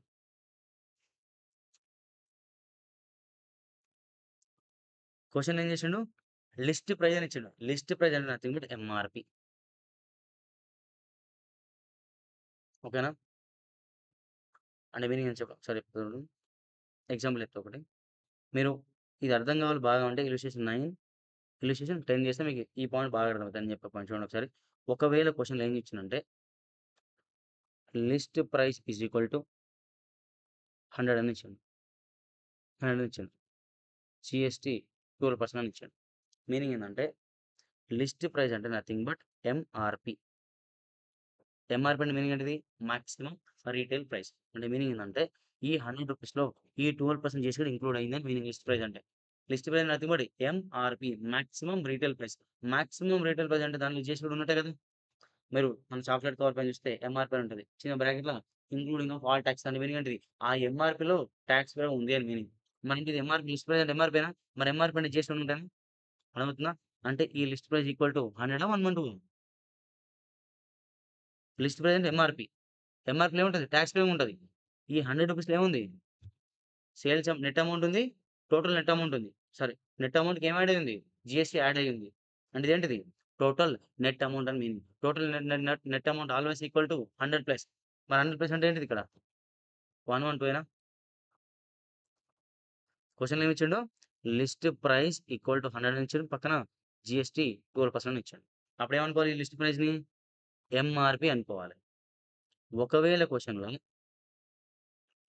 లిస్ట్ ప్రైస్ అని ఇచ్చి రూ. 100 అని చెప్పిండు. జీఎస్టీ 12% అని ఇచ్చిండు. దాంతో పాటు ఏమిచ్చిండు? ట్రేడ్ డిస్కౌంట్ లేదా రిబేట్ అని ఇచ్చిండు 10%. ఇప్పుడు ఈ లిస్ట్ ప్రైస్ అనేది not total net amount. Only net amount. Sorry gross amount. ఒకసారి మళ్ళీ వినండి ఒకసారి జాగ్రత్తగా. క్వెషన్‌లో లిస్ట్ ప్రైస్ ఇచ్చి రూ. 100 అని ఇచ్చిండు. సెపరేట్‌గా జీఎస్టీ 12% అన్నాడు. ఈ లిస్ట్ ప్రైస్‌లో ట్రేడ్ డిస్కౌంట్ లేదా రిబేట్ అనేది 10% ఉందంట. ఈ రూ. 100లో 10% రిబేట్ ఉందంట. అప్పుడిది గ్రాస్ అమౌంట్. మనం తీసుకున్నాం గదా! పర్చేజ్ మైనస్ ట్రేడ్ డిస్కౌంట్ తీసుకున్నాం కదా! ఆ పర్చేజ్ అమౌంట్ వాడిచ్చింది. ఆ సేల్స్ అమౌంట్ వాడిచ్చింది. అంటే గ్రాస్ అమౌంట్ అర్థమైందా? లిస్ట్ ప్రైస్ అంటే ఒక్కొక్క సిట్యుయేషన్ ఒక్కొక్కలాగా అర్థం చేసుకోవాలి. క్వెషన్‌ల లిస్ట్ ప్రైస్ అని జెప్పి ఓన్లీ జీఎస్టీ ఇస్తే అది ఎంఆర్‌పీ. అదే మరి టోటల్ నెట్ అమౌంట్ అది. ఒకవేళ క్వెషన్‌ల లిస్ట్ ప్రైస్ అని జెప్పి జీఎస్టీ ఇచ్చిండు. ట్రేడ్ డిస్కౌంట్ 10% అని జెప్పిండు. అంటే మీనింగ్ ఏంటిది ఇది? ఇది గ్రాస్ అమౌంట్ అర్థమైతుందా? ఇది క్వెషన్‌లో చెక్ జేయండి ఇప్పుడే. ఈ క్వెషన్ నంబర్ రెఫర్ జేసుకోండి అందరూ. అప్పుడు మీకు అర్థమవుతది. In question given GST plus trade discount rebate. అంటే ఎ లిస్ట్ ప్రైస్ అని జెప్పి ఈ విధంగా ఇచ్చిండు. అప్పుడది నార్మల్ సెల్లింగ్ ప్రైస్. అంటే గ్రాస్ అమౌంట్. లిస్ట్ ప్రైస్ అనేది ఎప్పుడు ఎంఆర్‌పీ అయితది? లిస్ట్ ప్రైస్ ఇచ్చి ఓన్లీ జీఎస్టీ ఇచ్చిండు క్వెషన్‌లో. అర్థమవుతుందా? అప్పుడు లిస్ట్ ప్రైస్ అనేది ఎంఆర్‌పీ అయితది. అది టోటల్ నెట్ అమౌంట్‌కి ఈక్వల్. ఇది నెట్ అమౌంట్ గూడా కాదు మరిప్పుడు. ఈ లిస్ట్ ప్రైస్ అనేది ఈవెన్ నెట్ అమౌంట్ గూడా గాదు. గ్రాస్ అమౌంట్ అయితది ఎప్పుడు? క్వెషన్‌లో జీఎస్టీ ఇచ్చిండు. ట్రేడ్ డిస్కౌంట్ రిబేట్ అని ఇచ్చిండు. అర్థమైందా పాయింట్? నెక్స్ట్ క్యాపిటల్ ఎక్స్‌పెండిచర్ అంటే ఏంటి? Expenditure incurred on purchasing of an asset. Expenditure incurred on purchasing of an asset plus incidental charges to make asset ready to use. Total cost of asset. ఈ 2 కలిపితే అప్పుడు మనకేమొస్తది? Total cost of asset. Capital expenditure అంటే ఈ 2 కలిపేటి ఈ రెండిటిని ఏమనాలి మనం? 2 కలిపితే capital expenditure. Expenditure incurred on purchasing of an asset. AC కొన్నాం. మనకు అసెటేనా? డెఫినిషన్ ఏం చెప్పింది? అవుట్‌ఫ్లో ఆఫ్ క్యాష్, బెనిఫిట్ ఉండాలి. More than 1 year for the purpose of business. For example అది 60,000 ఉంటే కొన్నాం. ఈ 60,000 ఏనా? ప్లస్ మనం దీన్ని దేనికోసం కొన్నాం? స్విచ్ చేస్తే ఏసీ రావాలి. అదే కదా మన పర్పస్. అంటే మన పర్పస్ ఏంటిది? స్విచ్ చేసి ఏసీ రావాలి. అదేనా మనకి ఏసీ పర్పస్? ఆ కండిషన్‌లోకొచ్చేంత వరకు ఇంకా నువ్వేమైనా ఖర్చులు పెట్టినావనుకో, అది గినంగా కాస్ట్ ఆఫ్ అసెటే అయితదంట. అర్థమైందా పాయింటు? ఇప్పుడు నువ్వు అసెట్ కొనడానికి 60,000 అయింది షోరూమ్‌లో. బట్ షోరూమ్‌లో ఏసీ ఇచ్చిండు. అది మన పర్పస్ ఫుల్‌ఫిల్ చేస్తదా? మన పర్పస్ ఏంటిది? స్విచ్ చేసి ఏసీ రావాలి. మరి స్విచ్ చేసి ఏసీ రావాలంటే ఈ 60,000తో పాటు సమ్ ఎక్స్‌పెండిచర్ మనం ఇంకా రావాలి గదా! ఆ ఎక్స్‌పెండిచర్ మనమనాలి క్యాపిటల్ ఎక్స్‌పెండిచర్ అని పిలవాలి. ఈ రెండిటి కలిపితే మనకొచ్చేదేంటిది? Total cost of asset. Examples for incidental charges చూడండి ఒకసారి. ఎగ్జాంపుల్ షోరూమ్‌లో 60,000 దాని తర్వాత మనకు కొంత ఖర్చు ఇంకా రావాలి గదా! కొంత ఎక్స్‌పెండిచర్. ఆ ఎక్స్‌పెండిచర్ పేరు ఇన్సిడెంటల్ చార్జెస్. ఆ ఇన్సిడెంటల్ చార్జెస్‌కి ఎగ్జాంపుల్ చూడండి. ట్రాన్స్‌పోర్టేషన్ కాస్ట్ బజాజ్ షోరూమ్‌లోకెళ్ళి తెచ్చినాం అనుకుందాం ఇది. బజాజ్ షోరూమ్ నుంచి మన కాలేజ్‌కి ట్రాన్స్‌పోర్టేషన్ కాస్ట్. క్యారేజ్ ఇన్వార్డ్ అంటే మీనింగ్ ఏంది? ట్రాన్స్‌పోర్టేషనే. దీనికే మరో పేరు. Erection charges fitting. ఫిట్టింగ్ అన్నా అది. లేబర్ చార్జెస్ లోడింగ్, అన్‌లోడింగ్ చేయాలి కదా మెషిన్‌ని. లేబర్ చార్జెస్ అన్నా, లేబర్ వేజెస్ అన్నా ఒకటే. ఎందుకంటే క్వెషన్ ఇట్లా అడుగుతాడు వాడు. Loading charges, unloading charges. Loading అంటే ఎక్కియడం, అన్‌లోడింగ్ దింపడం. ఇన్‌స్టాలేషన్ అంటే కూడా ఫిట్టింగే. ఇలాంటివి సమ్ ఎక్స్‌పెండిచర్. అర్థమైందా ఇప్పుడు? అంటే అసెట్ మనకు కొన్నప్పుడు 60,000 అయింది కదా! అదొక్కటే 60,000 కాదు అసెట్ కాస్ట్ అంటే మీనింగు. అసెట్‌కి మనం రెడీ టు యూజ్ అంటే మనం స్విచ్ చేసి ఆన్ కావాలి. ఆ కండిషన్‌లోకొచ్చేంత వరకి ఏదైతే మనం ఖర్చు పెడతామో అదంతా ఏమైతది? Total cost of asset. That is called capital expenditure. ఓకేనా? చూడండి. సమ్ టైమ్స్ క్వెషన్‌లో ఏం చేస్తున్నాడంటే purchased goods worth rupees 50,000 bracket open చేసి పేయబుల్ ఎట్ లేటర్ డేట్ అన్నాడు. మళ్ళీ బ్రాకెట్ క్లోజ్ చేసి for cash less 20% trade discount and 5% cash discount. అంటే ఏం అర్థమైంది ఇక్కడ చూడండి ఒకసారి. ఏమైనా అర్థమవుతుందా అది? గూడ్స్ పర్చేజ్ చేసామంట 50,000 పెట్టి. బ్రాకెట్ ఏం చేసిండు? ఇప్పుడు పే చేయలే తర్వాత పే చేస్తా అని చెప్పిండు. మళ్ళా బ్రాకెట్ క్లోజ్ చేసి ఫర్ క్యాష్ అంటుండు. అంటే ఇప్పుడే కట్టేసిన అంటున్నాడు. మనం కొన్నందుకు 20% డిస్కౌంట్ ఇస్తుందంట. ఏ డిస్కౌంట్? Trade discount. మనకు క్యాష్ డిస్కౌంట్ ఇచ్చింట. క్యాష్ డిస్కౌంట్ ఎప్పుడొస్తది? మనం పేమెంట్ చేస్తే. ఫస్ట్ ఏమో పేమెంట్ చేయాలన్నాడు. తర్వాత క్యాష్ డిస్కౌంట్ ఇచ్చిండు. మరి ఎట్లా అర్థం చేసుకోవాలంటే చూడండి దీన్ని. ఇక్కడి వరకే ఒక రకంగా అర్థం చేసుకోవాలి. Purchased goods worth rupees 50,000 payable at later date and received trade discount అని ఒక పాయింట్. దానికి ఎంట్రీ వస్తది. పర్చేజ్ అకౌంట్ డెబిట్ 40,000 ఎందుకు? 50,000 పెట్టి కొంటే 10% డిస్కౌంట్ వస్తుంది కదా! అంటే మనం ఎంత పర్చేజు? 40,000 ఎందుకు? 10,000 ట్రేడ్ డిస్కౌంట్ వస్తుంది కదా! ఆ 10,000 మన బుక్‌లో రికార్డ్ చేయాలా? No. Not to be recorded. కాబట్టి పర్చేజ్ అకౌంట్ ఎంత? 40,000 టు క్రెడిటార్ మనం పేమెంట్ చేసామా? చేయలేదు. చేయకపోతే ఏమొస్తది? వాడికి మనం డబ్బులు ఇవ్వాలి కదా! అంటే వాడు ఏమైతాడు మనకు లయబిలిటీ. లయబిలిటీ పేరు ఏం పేరు? క్రెడిటార్. ఇది ఫస్ట్ జరిగింది. నెక్స్ట్ ఏం జరిగింది ఇమ్మీడియేట్‌గా? పేమెంట్ జరిగింది. క్రెడిటార్ పేమెంట్ చేసినాం కాబట్టి లయబిలిటీ డిక్రీజా? క్రెడిటార్‌కి పేమెంట్ చేసాంరా. క్రెడిటార్ ఏమైతాడు? లయబిలిటీ. ఈ 40,000 పే చేయడం వల్ల లయబిలిటీ తగ్గుతుందా? పెరుగుతుందా? తగ్గితే ఏం చేయాలి? డెబిట్. ఎంతిచ్చాం మనం క్యాష్ వాడికి? మొత్తం క్యాష్ ఇవ్వలే. 40,000 మొత్తం ఇవ్వం. మనకెంతిచ్చిండు డిస్కౌంట్ ఆడు? 5% అంటే ఎంత? 2 5 10 1000. 2000 ఏనా? 4 5 20 2000. మనం ఎంత క్యాష్ ఇస్తాం మరి? 38,000. క్యాష్ అంటే మనకు అసెటేనా? మన బుక్‌లో అసెట్ తగ్గుతుందా? పెరుగుతుందా? తగ్గుతేనే ఏం చేయాలి మరి? క్రెడిట్. మరి దాంతో పాటు మనకేమొచ్చింది? Cash discount రిసీవా? అలౌడా? మనం ఇచ్చినామా క్యాష్ డిస్కౌంట్ వాడు మనకిచ్చిండా? వాడు మనకిచ్చినా, మనం వాడికిచ్చినామా? వాడు మనకిచ్చినా, మనం వాడికిచ్చినామా? 40,000 మనకిచ్చేదుండరా? మనం ఎంతిచ్చినాం వాడికి? 38,000 ఇచ్చినాం. వాడే కదా మనకు డిస్కౌంట్ ఇచ్చింది. అంటే మీనింగ్ ఏంటిది? Cash discount received. Cash discount received ఏమైతది? ఇన్‌కమ్. ఇన్‌కమ్ ఏం చేయాలి? డిక్రీజ్ అయిందా? ఇంక్రీజ్ అయిందా? ఇంక్రీజా? డిక్రీజా? ఇంక్రీజ్ ఏం చేయాలి? క్రెడిట్. టు క్యాష్ డిస్కౌంట్ 2000 అర్థమైందా? ఇది క్వెషన్‌లో ఇంపార్టెంట్ పాయింట్. ఇప్పుడు నెట్ ఏద్దాం. ఇక్కడ ఏం జరిగింది మొత్తం చూద్దాం. క్రెడిటర్ డెబిట్ అయ్యిండు. క్రెడిటర్ ఒకసారి డెబిట్, ఓసారి క్రెడిట్. 2 కొట్టేసి ఎంట్రీ ఏంటి చెప్పండి ఒకసారి? Purchase account debit, to cash account, to cash discount account. అర్థమైందా? ఇట్లా రాసినా ఒకటే ఆన్సరు.